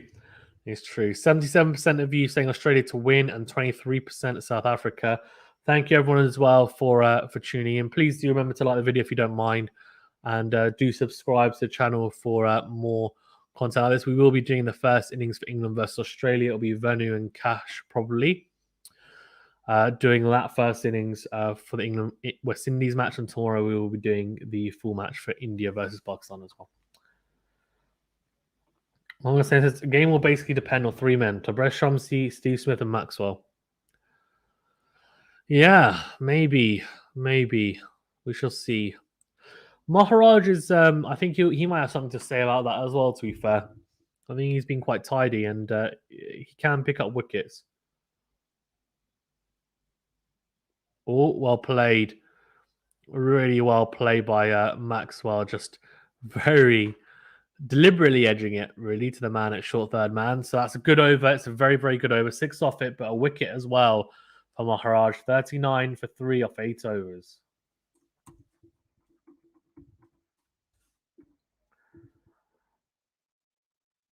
Hart says, are you on the West Indies versus English stream for a bit? No, I won't be on it. It'll be Cash and Venu, but do get involved. Do support them as well. They love people coming on, asking questions, etc. as well. So if you are watching it and you would be on the stream of files on it, these guys are going to do a fantastic job as well. Most runs playing the reverse / the switch hit. Maxwell, 247 runs. So this is the last 5 years in T20, so not T20 internationals. I think they're looking at it from a domestic / franchise point of view.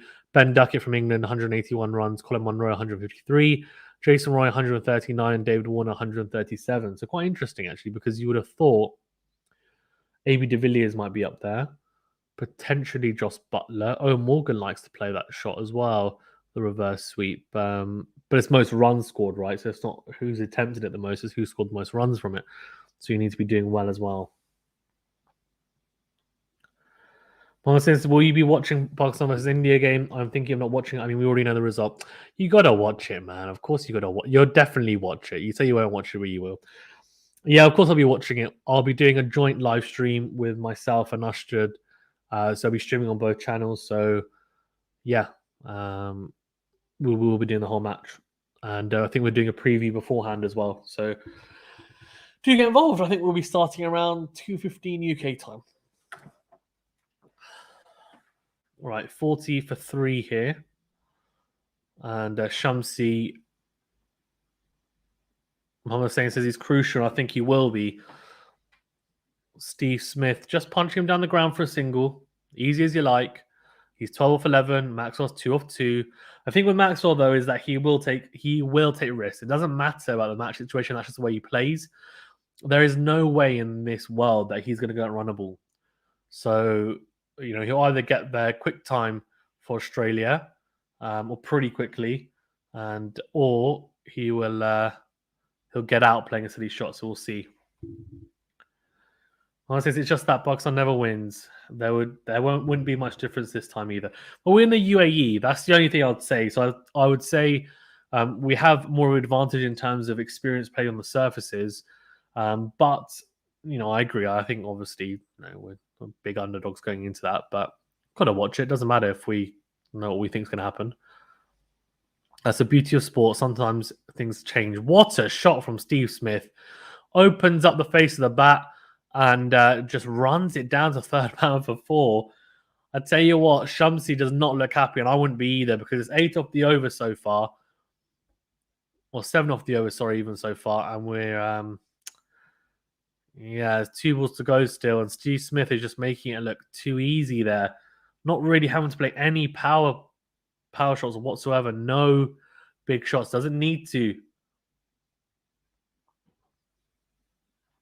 Oh. I mean, it's been 29 years. Had there even been a chance for us to win, we would have won already. That's not true. It'll change at some point. I'm saying, that's not going to happen. That's not going to be the case forever. So records are there to be broken. But I agree with you. It's pretty ridiculous. It hasn't happened at any point. But that's a discussion for another day. Here we go. Oh, very well. Oh, he's nearly got him.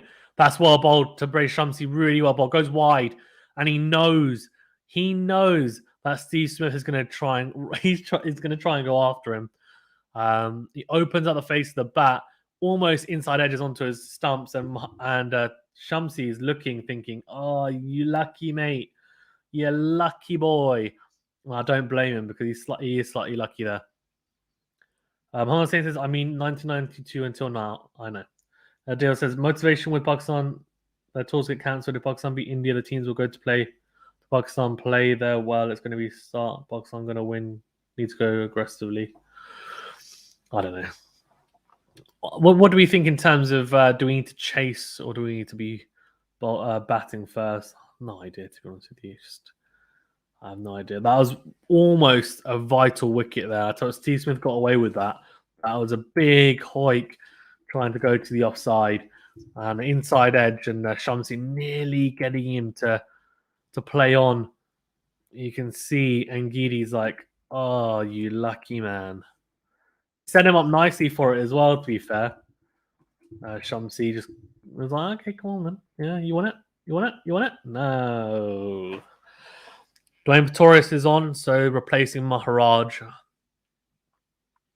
He's got a pretty good record. Economy is quite expensive, though, at 8s, but good strike rate at 14. Australia have Marcus Stoinis and Matthew Wade to come.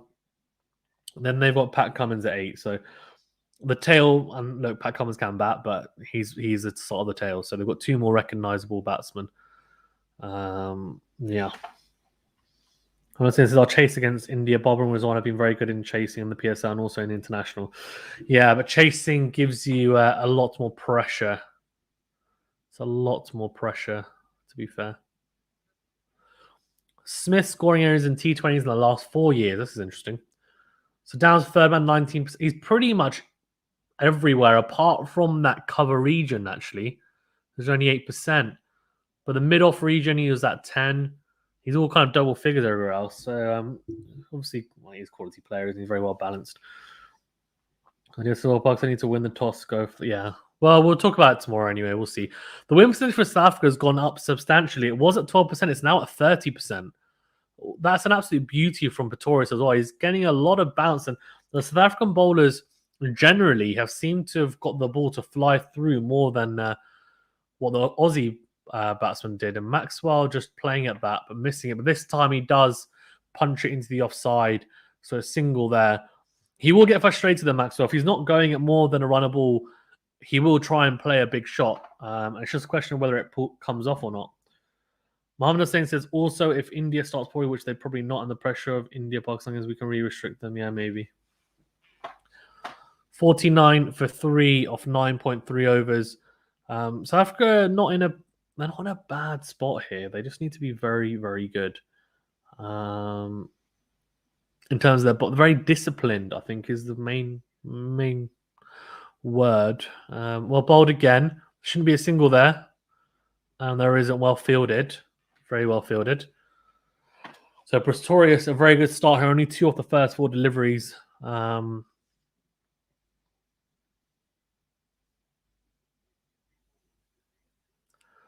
2 balls to come.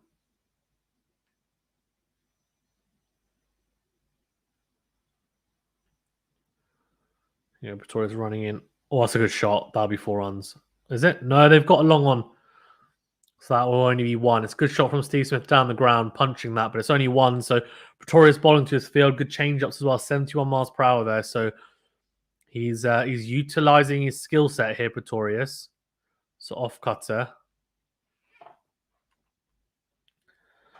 Also, our game is the night game. So Drew factor will be huge. Best option to chase it. Yeah, that's fair enough.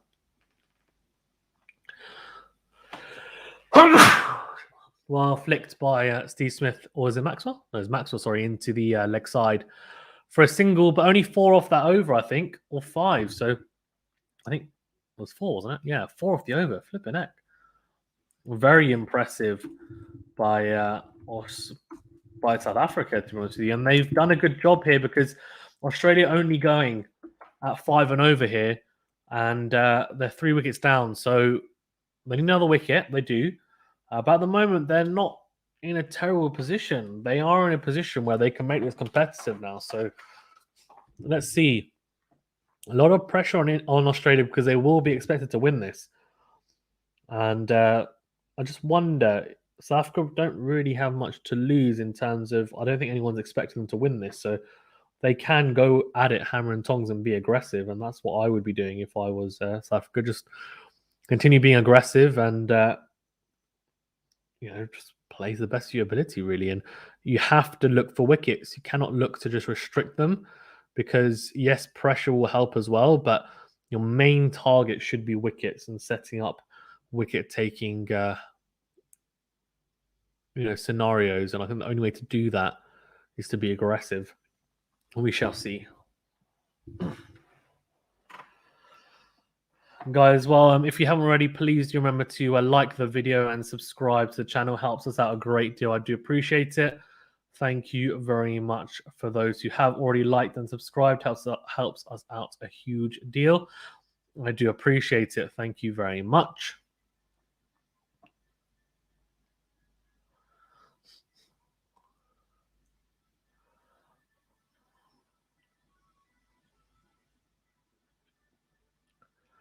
Right, so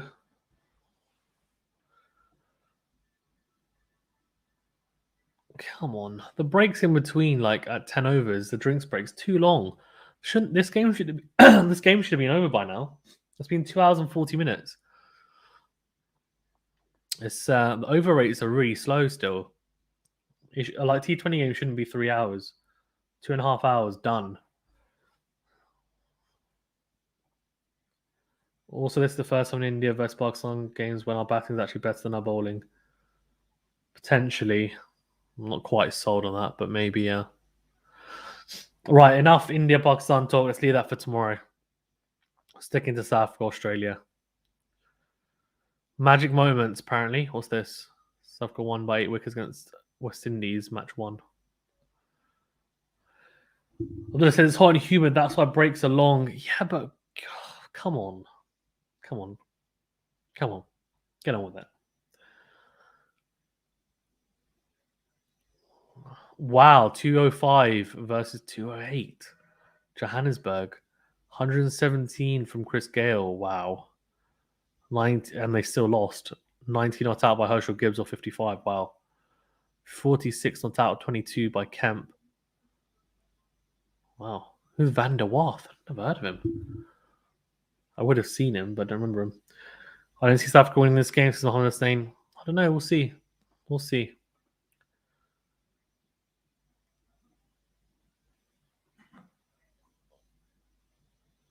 Flicks that into the leg side for a single. Mohammed Hussain says one bowler of South Africa will have to get a hat trick if they want to win. A hat trick? Nah, don't think they need a hat trick. Maybe 2 wickets in an over. Look, let's be honest. They get Smith and Maxwell. They've got Stoinis and Matthew Wade. I'm not that worried about Stoinis and Matthew Wade. Stoinis can bat, but he bats one way for the most part. Matthew Wade as well. I don't think he's going to be very good on these pitches. So he's very aggressive, but he normally opens for his domestic side. I don't really know how well he will play on these pitches. They get Smith and Maxwell, and I think they're in 50-50. I think potentially 50-50 chance of winning this. Bowler CS, a big if.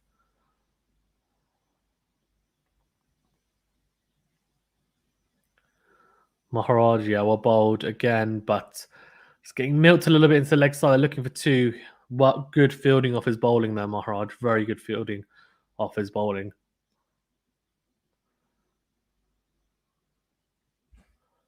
You can see there's little patches there on the pitch that should help you as a spinner.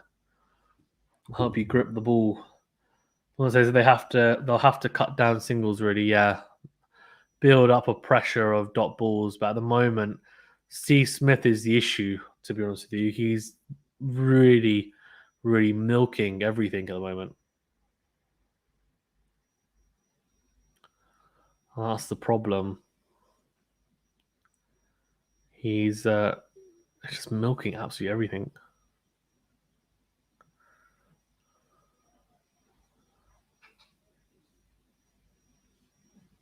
Yeah, Maxwell Light's coming on the front foot to spin. 190 strike rate. Back foot. His strike was only 67. Interesting. He's got him. Or they're peeling.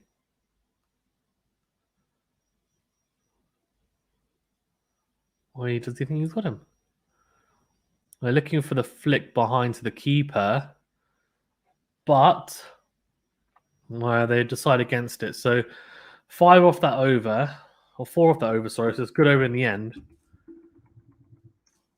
But dots in there and 4 singles. So have a look. Oh, you nicked that. Oh, might have, you know. So have a look at Ultra Edge. No, he didn't. It's come off his pad. Abdullah says, at this stage, South Africa was scratching their heads, wondering what hit them. As for the Aussies, not much hair on top of their heads to scratch. Cooper from hell. Well, I say the problem is Australia will need only 1 good over, while South Africa need to bowl 9 good overs. Honestly says, so it's not that easy. I think they need to bowl 1 good over, get 2 wickets from it. But yeah, I get what you mean. I do.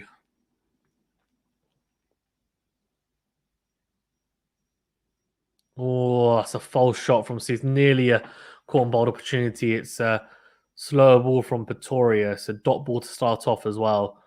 Smith is just going, and I said he would, at a runner ball. He's just going to do that, not take many risks. They're going to have to get him out by tying him down. Yeah, just one there to the man at short fine leg, which is Shamsi. Having a look at the wickets, obviously Finch going for a duck of 5 balls. Warner and Finch both shots kind of out of control, outside edges. And then Mitch Marsh really got himself out with a silly shot, it has to be said. Good catch in the end from Van der Dussen. He actually misjudged it in the end, managed to get away with it. Right, 57 for 3. One of the same says again, singles are coming so easy. Well, not really, though. The last over, there's only 4 singles. That's okay. If they're going for 4 and over, 4, 5 and over, that's not... Well, if they're going for 4 and over, that's not an issue. You can't expect them to tie them down for 2 or 3 and over, Mohammed is saying. It's a T20, so it's quite tough to do that. But if they can get them for less than 6 in the over, that's not a bad over. But the issue is here, if they get 2 here, see, which it didn't, which is fine. So he's gone for a dot on the first ball, 3 singles. Now, if he can find another dot from somewhere and then a single, that's only 4 from the over, and that's a good over for South Africa. That's not a good over for Australia. Yes, they need to be ticking it along, but they're starting to slowly fall behind the rate. And if South Africa can put a little bit of pressure on them and make Smith play more aggressively, that's then where the wickets come into play, because he might play a false shot. So that's a good shot from Maxwell. It should be straight to the sweeper and is, and that will frustrate Maxwell, because Maxwell doesn't like scoring this slowly. He doesn't. He will hate it. What I mean is that they aren't able to bowl a few dot balls on the trot. It doesn't matter. As long as they bowl 2 in and over, it doesn't matter if it's on the trot or if it's... it doesn't matter if it's on the trot or if it's just in the over. They just need to make sure they're doing that. Let's see, it's a dot ball. No, so single. So 5 from it. So that's like an even over for me. That's not really... That's okay. Like, it's not really punishing this. They're going at 5 and over at the moment, Australia, exactly. 60 for 3 off 12. The biggest thing for them is reducing the boundaries, which they've done. I don't remember. Do you remember when the last boundary was? I don't. Yeah. That's the thing, right? Dot balls are fine, and I get that, but the biggest thing in T20s is stopping the boundaries, and they've not managed to do that. They haven't had a boundary for a few overs now. I think since that Shamsi over, which, if I'm not mistaken, was at least 3 overs ago.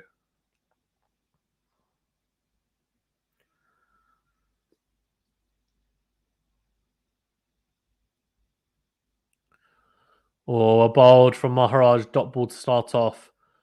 Smith going to the man. They've got someone in short, which is a very good position to have. Short, mid-on. And I would have that for Steve Smith, because he'll try and milk it there. And again, that should be straight to the man. No, it's not. Oh, he's more short mid-wicket, actually. He's a bit wider. Markram's at long on the angle. That's a single. Win predicted 24% South Africa, 76% Australia. So this partnership is probably why they've started to start falling more towards Australia. This partnership needs breaking. That's the thing, right? Maxwell and Smith. Well, here we go. It's a big shot. Is there someone there? One bounce straight to Miller. That's a really, really, really wild shot from Maxwell. Gets away with it. Gets away with it big time. It's a swipe, really, to Cow corner. And he tried to go. You can see he's not happy with himself because he's like, either get hold of that. He's like, I've either got to hit that, nail that, or I don't hit that at all. All Smith in the air. Over the man. That's going to be 4 runs. Oh, that's a shot. That's a shot and a half. So showing Maxwell how to do it. Maxwell out of control.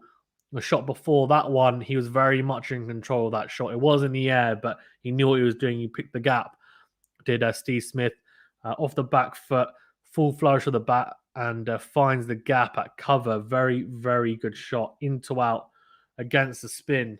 Well, sorry, with the spin even. So 6 off the over. This is a good over so far for Australia. Maharaj needs a wicket here, you'd assume. Swept away by Maxwell to the man at deep square leg.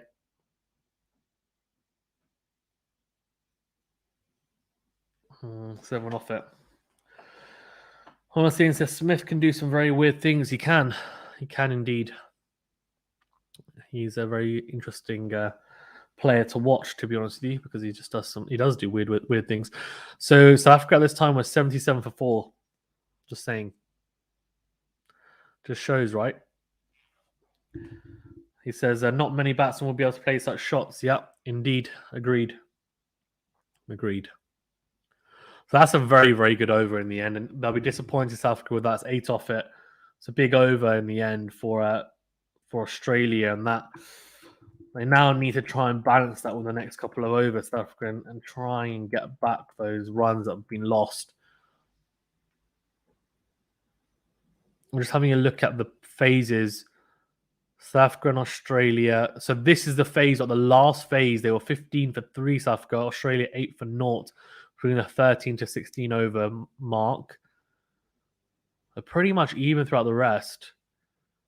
South Africa 32 for 2 off the 17 to 20 mark. So the biggest difference right here would be is the wickets in the last 2 phases.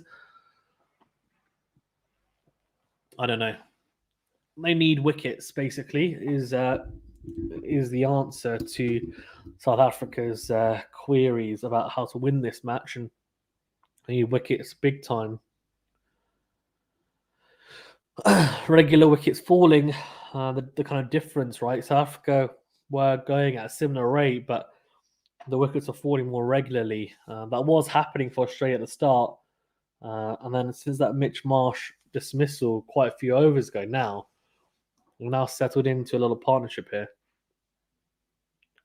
Oh, there we go. The reverse hit from Maxwell goes over. It goes over short third man for 4 and point. And he reverse hits Shamsi. Very, very good shot from Glenn Maxwell. Very, very intelligent shot as well. Watches the ball all the way and picks his gap. 4 runs. And it's classic Maxwell, to be fair. Shamsi not happy. This is going to be a really interesting battle. Shamsi versus Maxwell. Can Shamsi find something to get Maxwell out? This is a real test of how good a bowler Shamsi is. He's number 1 bowler in the world at the moment, but he needs to find something special here.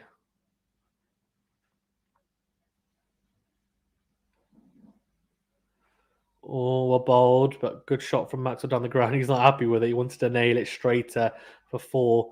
Didn't manage to. Mama says, I have a question. How comes batsmen from Asia aren't able to switch hits and reverse sweeps while players from Scotland, Australia, and England can do it effortlessly? No, a reverse sweep. There are batsmen that can reverse sweep. If you remember, Eunice Khan used to reverse sweep all the time. Switch hitting is different. There aren't many Asian batsmen that switch it for sure. That's not a very common thing. But reverse sweeping is not. In fact, I don't know if you know this, but people like Butler, Morgan, they actually went to Yunis Khan and asked him about how he reverse sweeps and sweeps the ball, because he's renowned as being one of the best sweep and reverse sweepers like ever. And in fact, I don't know if you guys remember when Pakistan won the World Cup. I think it was that year, the T20 World Cup. They asked him, and they're like, "What's your favorite shot?" And he's like, "Reverse sweep." And people laugh, but that he is actually phenomenal at playing the reverse sweep. He was anyway, Yunis Khan. In terms of nowadays, though, and in general, there aren't a huge amount that do. So I do agree with you. I think not it's not particularly common shot to use. I think mainly because of the surfaces that we play on in the subcontinent, which turn a lot. It can be a risky shot, whereas obviously people in Australia, in the UK, it doesn't turn as much, so you can trust yourself with a sweep more. But yeah, I'm talking about so for now, I don't really know. So I agree with you. I think it's more to do with the conditions that they're used to growing up in more than anything. But it should be a shot that they develop. I don't see why they shouldn't, because you're not always going to play at home in spin conducive conditions. And to be honest, if you are a very good sweeper, you can then play it like Maxwell's showing in spinning conditions. So yeah, there's not really an excuse not to be able to use it. But in saying that, there's different ways of playing spin, and there's a few. There's one which is you sweep a lot, a la Joe Root. There's one which is I use my feet a lot. There's one which I'll play from the crease, but I'm happy to play on the back foot for most deliveries, because technically, when you play against spin, you can actually play every delivery off the back foot if you're good enough at playing spin. So there's different thoughts of how to play it, and there's no specific way that's better than the other. It's just how you execute it. But clearly, it's not a very popular way of playing spin in Pakistan and India. Honestly, you know what I think? I think our players play spin bowling better than them. And so to counter this, they do let these shots, which gives them the advantage over us. Potentially, yeah, maybe. But the reverse sweep wasn't developed by these guys. That's what I'm saying. Yunis Khan was one of the first to do it. So, but the switch hit and stuff, yes. But then that stemmed from the reverse sweep, right? So, like Peterson was the first one to reverse hit. Maxwell has kind of like picked it up as well. So he's now the guy who reverse hits. Nortje on. So they're looking for a wicket big time here. Flicks off the pads, I think. That will be a leg by, I think. Well, asking Steve Smith what makes T20 so special, and he's like, just how the game changes so quickly.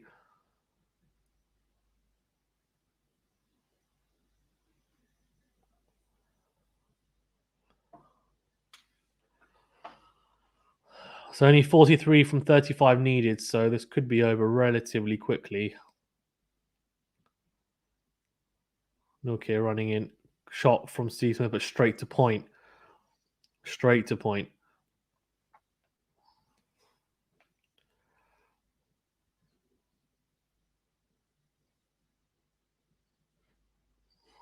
They're looking to Nortje. They really are here, South Africa. They're desperate for a wicket, because we're now coming towards the back end of this, and they've got a lot of wickets in hand, Australia, and they're sitting pretty. And a pretty good partnership on their hands here between Maxwell and Smith. Oh, he's tried to flick that. I think he's got a leading edge there. No run. So a leg by and 2 dots. It's a slower ball actually from Nortje as well. So they're looking to take it upstairs. Should they? No, he's saying he's hit it, I think. So Bavuma opts against it.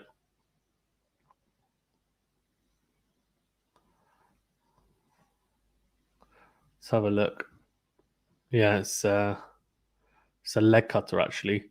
Yeah, it's hit him too high. He actually didn't hit it. Hit him too high, I think.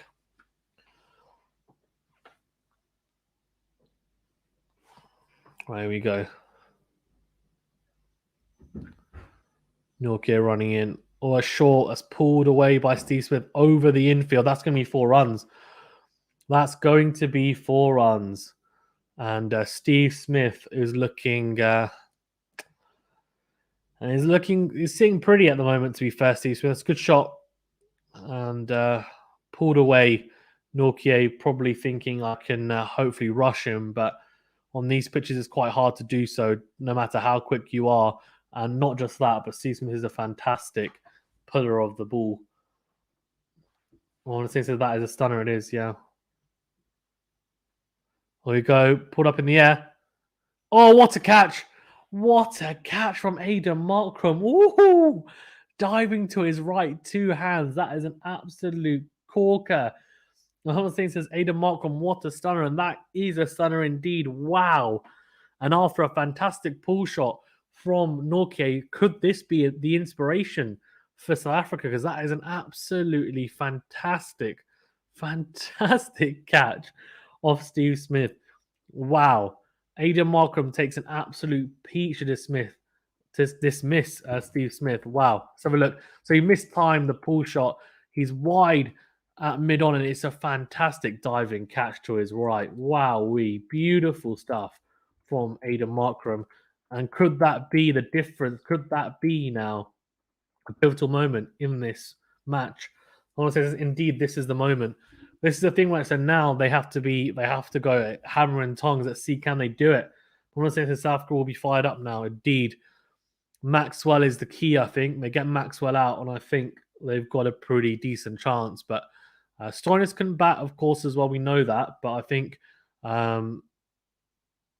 it's Maxwell. He's the biggest issue for them personally.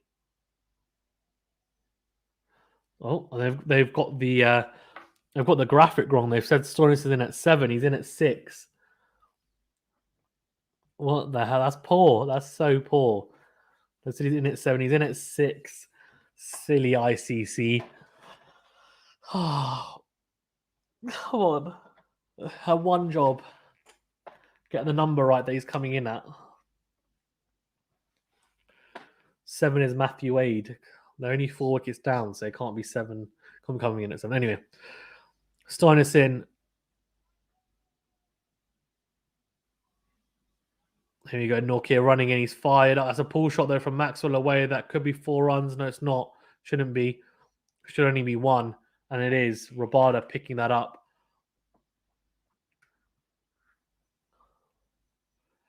Steve Smith looks disappointed, I think. And you can probably understand why. He's probably thinking, oh, what have I done? Right, 81 for 4 or 5 overs. So we're coming to the last 5 overs now. So this is going to be key. They need a couple of wickets now here. It's a couple more wickets, South Africa. They've got that big wicket of Steve Smith. They need Maxwell. They need him. They 100% need Glenn Maxwell. That's a must. It is a must.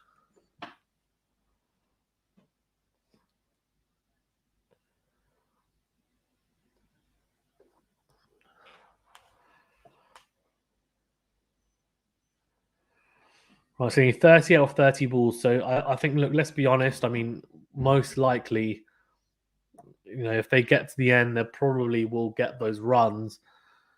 Unless South Africa manage to pick up more wickets. But the pressure will be on if they can pick up a few wickets in the next 2 overs. They can pick up 2 or 3 wickets in the next 2 overs. You just never know. That wicket as well was, hopefully that can get them fired up, as Mohamed Hussain rightfully said as well, because they are now in a position here with Shamsi. He's got 1 over left. Hasn't managed to pick up a wicket, Shamsi, but has been dangerous at times. They're just showing that catch again. It's a phenomenal catch. It really is. It is a phenomenal catch. There we go. Shamsi. Oh, he's got him. Oh, that's a poor shot from Glenn Maxwell. It really is. He's gone to reverse hit Shamsi. There's absolutely no need to on that delivery. And Shamsi cleans up Glenn Maxwell. There's 50 T20 international wickets for Tabraiz Shamsi, and he gets him. He gets the big man. He gets Glenn Maxwell. I think Maxwell's getting frustrated. He wasn't able to hit anything big. And he's gone to reverse, hits him again. He's gone so early down. And he's completely missed it. And he's got him, Shamsi. He's got him big time. It's a lot straighter. I think he saw Glenn Maxwell go down. I think he went down too early, Maxwell. And Shamsi absolutely cleans him up. Well bowled, Tabraiz Shamsi. And that's a huge wicket. Mama saying says South Africa should win this from now. I'm not sure about that, but they definitely, I reckon it's 50-50 now. If they can get, if they can just continue to put them under pressure, we've got 2 new batsmen at the crease. Australia are under a lot of pressure here. A lot of pressure.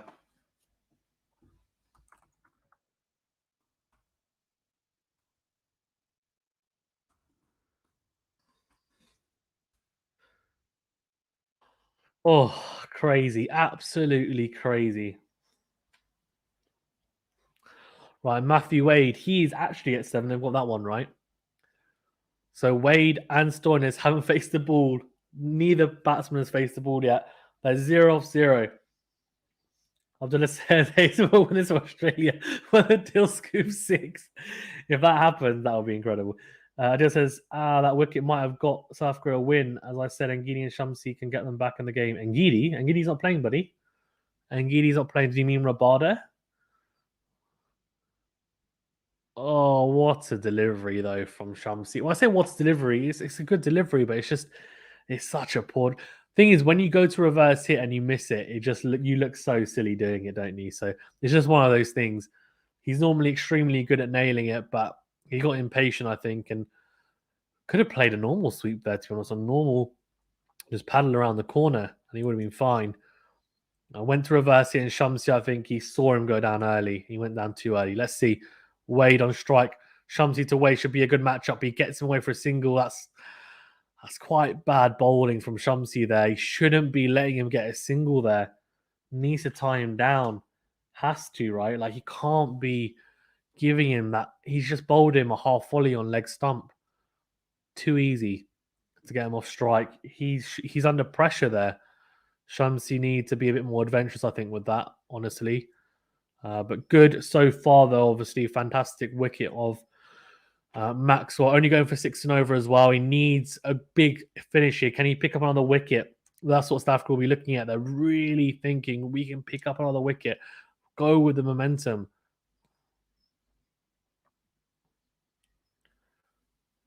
Here you go. They've got their men out. They've got Stoinis on strike. Stoinis, I don't know. We'll see. Let's see if we can milk it. Oh, he plays a reverse pad around the corner. Very interesting. Very, very interesting. Straight to the man at short third man. So no run. 2 balls to go. I'll tell you what, this is crucial, these last 2 balls. He picks up a wicket here, and South Africa are very much on the hunt here. Here you go. Oh, so well bowled. He's inside edged it onto his pad. The win percentage predictor is now saying 32% South Africa. So that's risen from what it was at the start, 12%, I think, towards the start. Let's have a look. Oh, he plays on the back foot. He's gone back to that. And when you go back and you play that late, you know, he's struggling a little bit there. He doesn't want to get forward to it. So if I'm Shamsi, I'm pushing it up there. And he does. Oh, he gets forward and just about. Oh, that's poor from Pretorius. He's got to pick that up.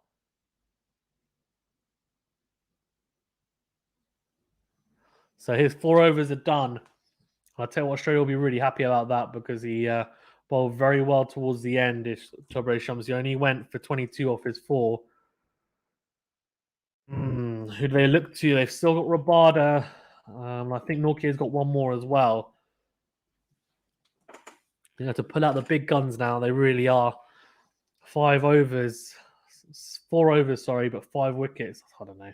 Oh, so what's the equation now? Oh, not much needed. I don't think the runs are an issue. I think it's the wickets and the pressure, really. But yeah, let's see what's the equation. So 83 chasing that. So they need 36 to win. 36 of 24. Very, very. I mean, that's 36 of 24. So they need to go. Yeah.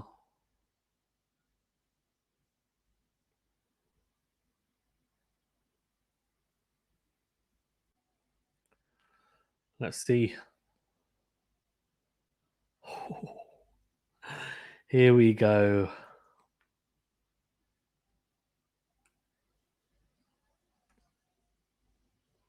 Oh, look at that, Rob. Look at that.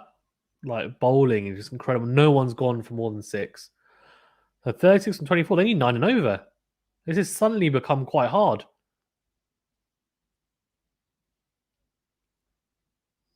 Yeah, they do. They need 9 and over, don't they? Don't they? Yeah, they do. They do. They need 9 and over. Out of nowhere. And I said to you guys that they're going at 5s. And the longer you go at 5s, the harder it gets in terms of the required run rate goes up. This is a nightmare. 35 from 23 needed. Mohammed Hussain says, I'd still say Australia ahead, but South Africa to win. I think it's 50-50. I think 9 over is not an easy feat. They'll need a couple of outside edges and stuff like that. They've got two batsmen in, but they're not set. They're new batsmen at the crease. It's not an easy track to bat on. Rabada, he could do this, man. If Rabada bowls a good over, even if it goes for 6, it's a good over. Here we go.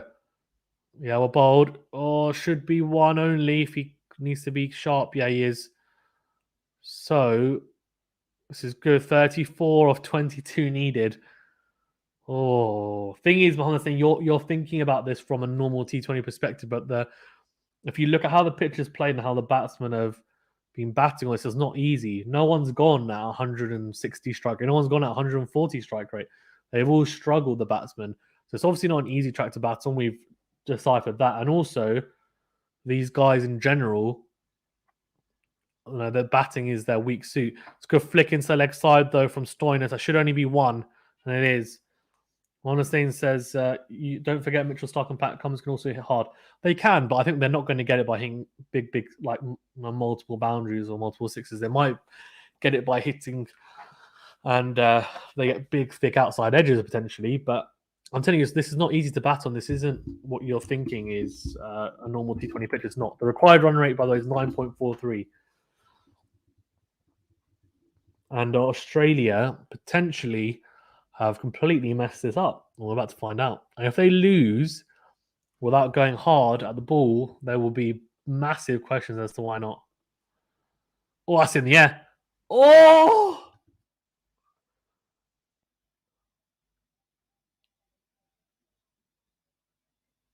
It's a catching opportunity. And it's for Aidan Markram. Oh, let's have a look. Could he catch that? It was a false shot. He gets forward. No, he can't. He just about misses it. And it goes for 4. Oh. Wow, much needed runs for Australia. I want to say, come on, Markram. No, he couldn't get there, buddy. He ran forward. It's difficult. He's gone for the catch, which is probably the right option at this point. I don't know. Difficult. Very difficult.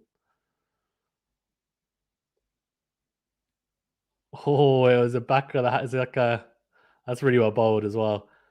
It's like a backspin Yorker from Rabada. Honestly, but had he taken it, would have been game done. It wouldn't been. I don't think it would have been game done for Australia, but I think it would have been an advantage to South Africa for sure. Yeah, an advantage to South Africa for sure. If he take it, he just couldn't get there. Unfortunately, it wasn't really it wasn't a chance. Oh, that could be out. No, it's not. It's 4 runs. Oh, this is a big over. That's really well played from Matthew Wade. Goes to the offside and opens up the paddle over. Short fine leg for 4. So that's a big over. That's a very big over. That's 12 off it. That will help the run rate big time.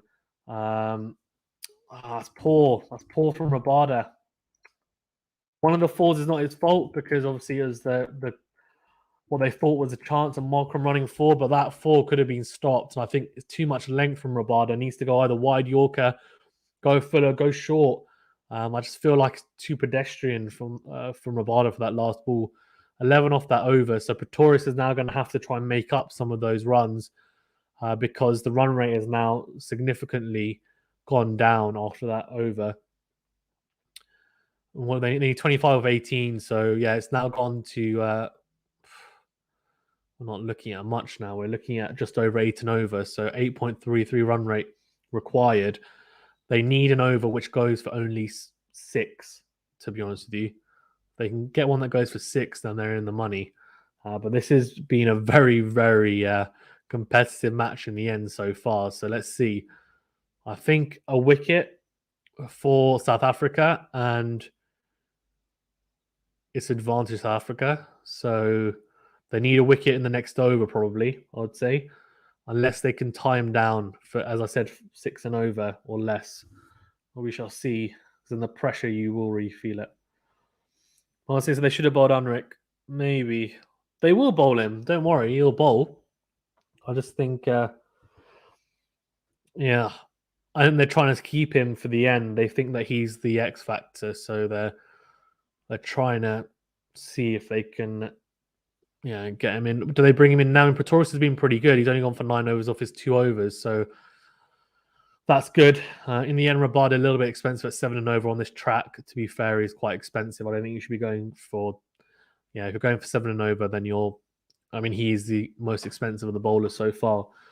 Rabada, just because of that last over, which, as I said, one of the boundaries is not really his fault, but the other, just he's looking for wickets, isn't he? He's a wicket taking bowler though for the most part. Well, wide Yorker, he's absolutely, that's such a slog from Stoinis. That's the biggest slog I've ever seen in my life. It's only one bounce straight to the fielder. It's a single. He's looked for a boundary, but that is such a slog. It really is. Win predictor, South Africa is saying 21%. You guys are saying 27%. South Africa to win, 73% Australia. So kind of in line with what the win predictor is saying, to be fair. David Miller shaking his head. They need to have their heads up, man. They're still in this. It's 1 wicket. That's all you need. Stay switched on. Don't think that's it. It's game over. It's not. This is the problem that South Africa have had, right, in a lot of tournaments, is not believing enough in themselves and not thinking, look, it's not over till it's over. They've lost so many tight games in World Cups. That's what bowled. I think he might get away with that. Always giving it wide. Maybe just a wide. It's a slow ball. It's a slow wide Yorker. It's giving it a wide. Just shift across a little bit, but let's have a look. Yeah, just.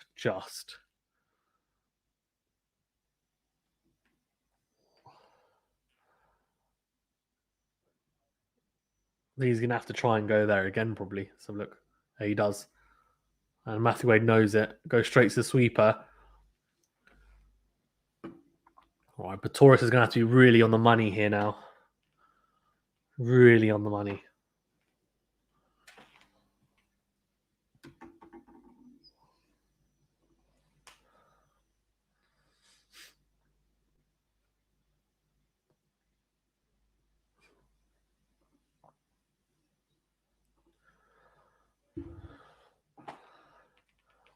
Right, here we go. 97 for 5.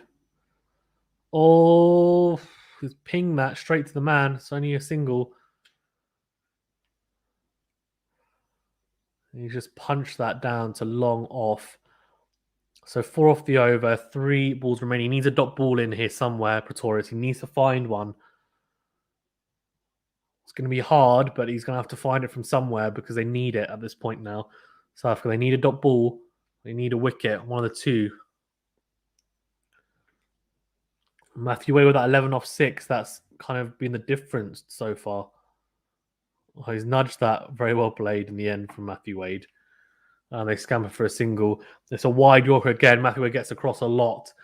And in the end, just nudges it towards third man. So Matthew Wade doing a lot better than I expected, to be fair. I thought he might get out quite quickly, but he's adapted quite well here, to be fair. Marcus Stoinis has looked quite... he's looked interesting, to be fair. He's absolutely slapped that down to long on. Absolutely no timing from Marcus Stoinis. 6 of 8. 100's up, though. And just looking at that catch, that Markram catch, unbelievable catch. Flipping heck. Incredible catch.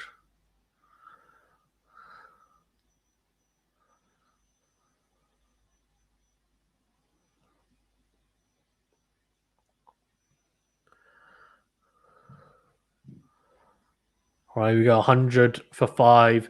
Last ball of the over. He needs a dot ball here.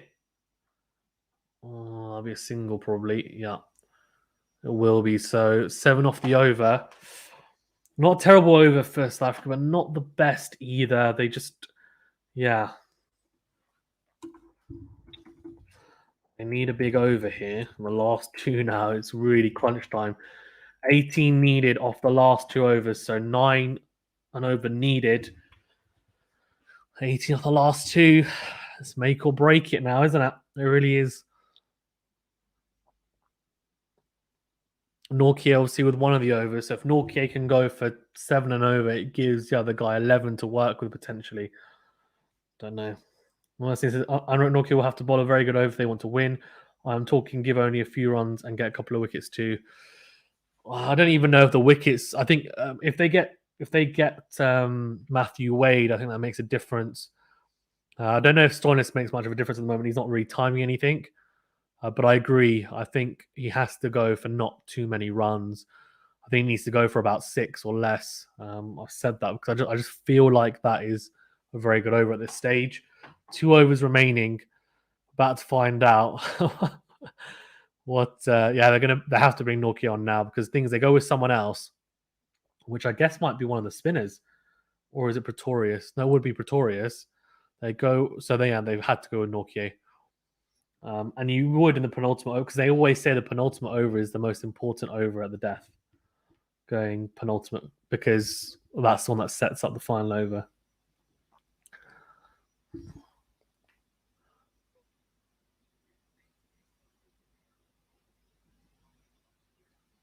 Okay, so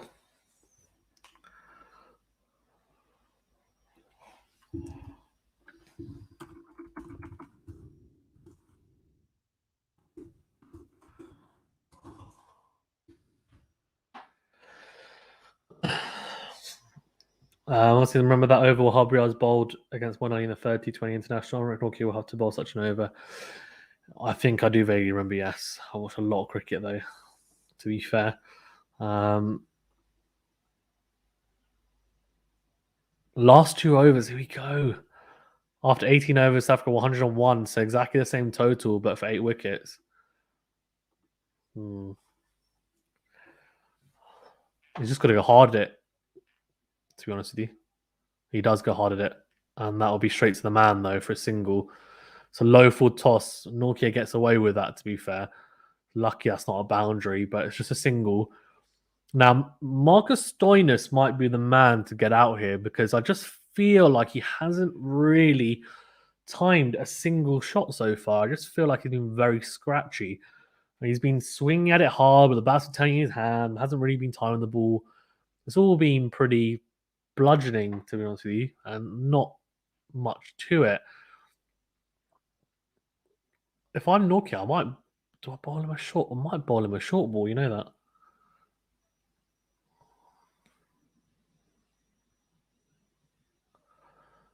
Well, I might go short to Stoinis.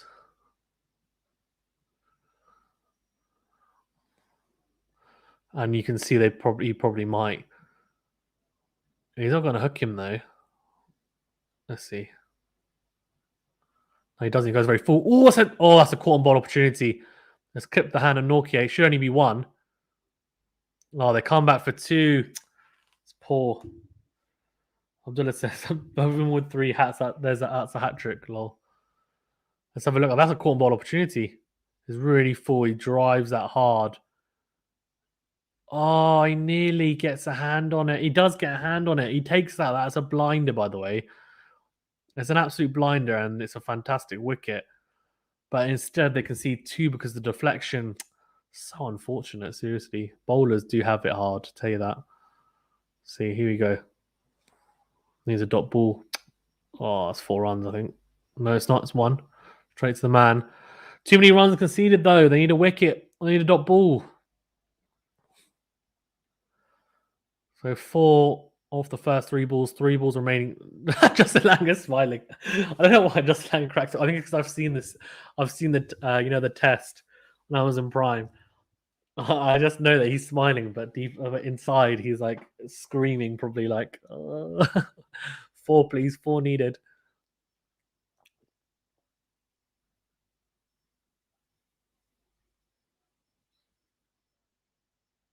Oh, there we go. Come on, let's see. What you got? Oh, that's in the air. It's one bounce though, straight to Rabada, so only a single.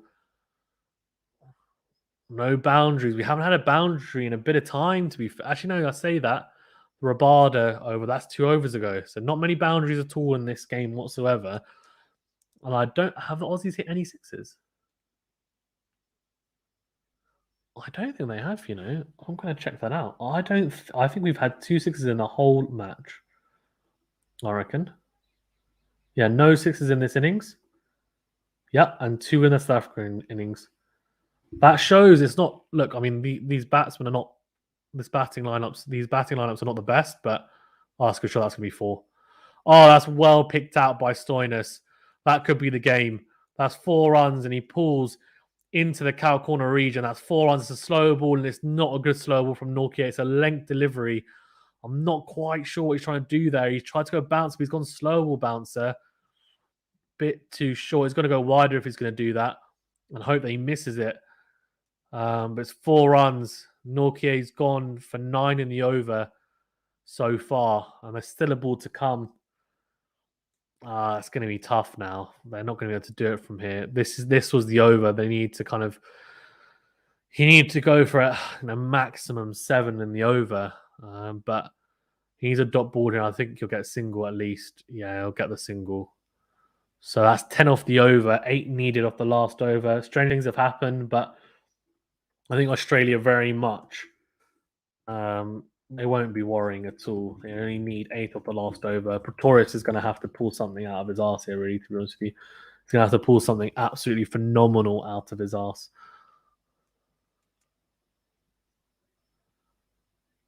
So 8 off 6. So look, I mean, if they can get them down to around 3 off 2, you never know, like 4 off 2, then it's like, okay, maybe the pressure as well. But I think they get runs early doors in the over. He needs a dot ball or 2 early doors in the over. And if he does, then the pressure's on. Otherwise, it's going to be very, very tough. But look, I mean, they need, let's see. They can't win it with just singles, to be fair. So we shall see. No extras. At least you rediscipline in the last over, but it's going to be tough. It's going to be extremely tough for Pretorius. Here we go, 8 off 6. If South Africa do this, I'll tell you what, a fantastic win. That's all I'm saying. It would be a fantastic win. 71% of you saying Australia, 29% South Africa for the win.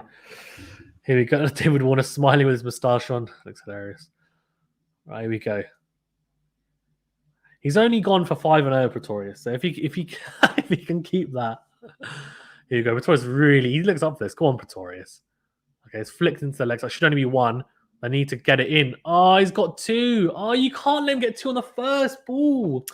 Come on. And de Kock's looking at the field. I don't know. Was it Bavuma? Who was it? Bavuma was a very good fielder, so I don't know. Is it him? 6 off 5. Oh, no. What have they done? Let's see. Oh, it's good running, to be fair. They just committed to it straight away.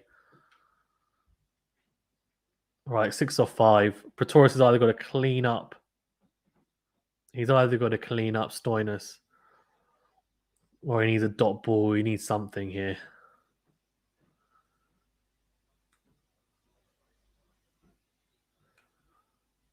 Oh, it's down the ground. Oh, that's going to be 4 runs. Oh, Stoinis is doing the business here.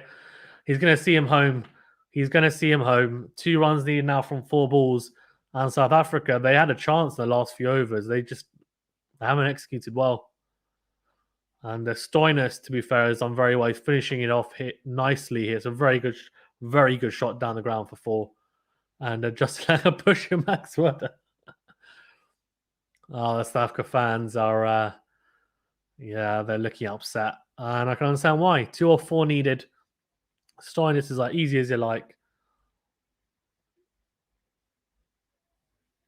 Nice deep breaths. And they need to bring everyone in now, South Africa, then just hope for the best. But it's gone now, I think. I don't know if it's super over. Nah, no way. It's done. 2 or 4. Like, they'll get that easy. It's not even 8 of 6 was already pretty easy, to be honest with you. And then he started off with a 2, and I was like, no, it's gone, to be honest with you. And that 4, it's a good strike from Stoinis. Just not good bowling from Pretorius, right in the slot. Let's see, what's he got? Yeah, driven straight to the man. So 2 or 3. Right, here we go. So everyone in the field. So this is where it gets interesting. Because he's going to have to take a risk going over the infield, but he might just have to. They've got wickets in hand. But do you want someone new coming in? No, not at this stage. Only 3 was left. He mishits it, goes straight up in the air. If I'm Pretorius, I put it into the ground full and just hope for the best. Let's see. This is a pressure moment. Here you go. 2 or 3. Oh, it's a full toss. What is that? That is poor from Pretorius. That's really poor execution. He's clearly gone for the Yorker, and it's such a high full toss. It's 4 runs. Stoinis just carves it away towards the leg side, and Australia win by 5 wickets. That is, yeah, that's very interesting. Very interesting from South Africa at the end. They actually had a chance. They really did have a chance to make something happen here, but unfortunately, not to be. And Australia win by 5 wickets. Absolutely crazy. Guys, I'm going to go. Thank you very much, everyone, for tuning in. Please do remember to smash the like button and subscribe to the channel. And do also tune in for our coverage of the first innings of England versus West Indies. Thank you very much, guys. Make sure you like and subscribe. And see you on the next stream. Thank you very much.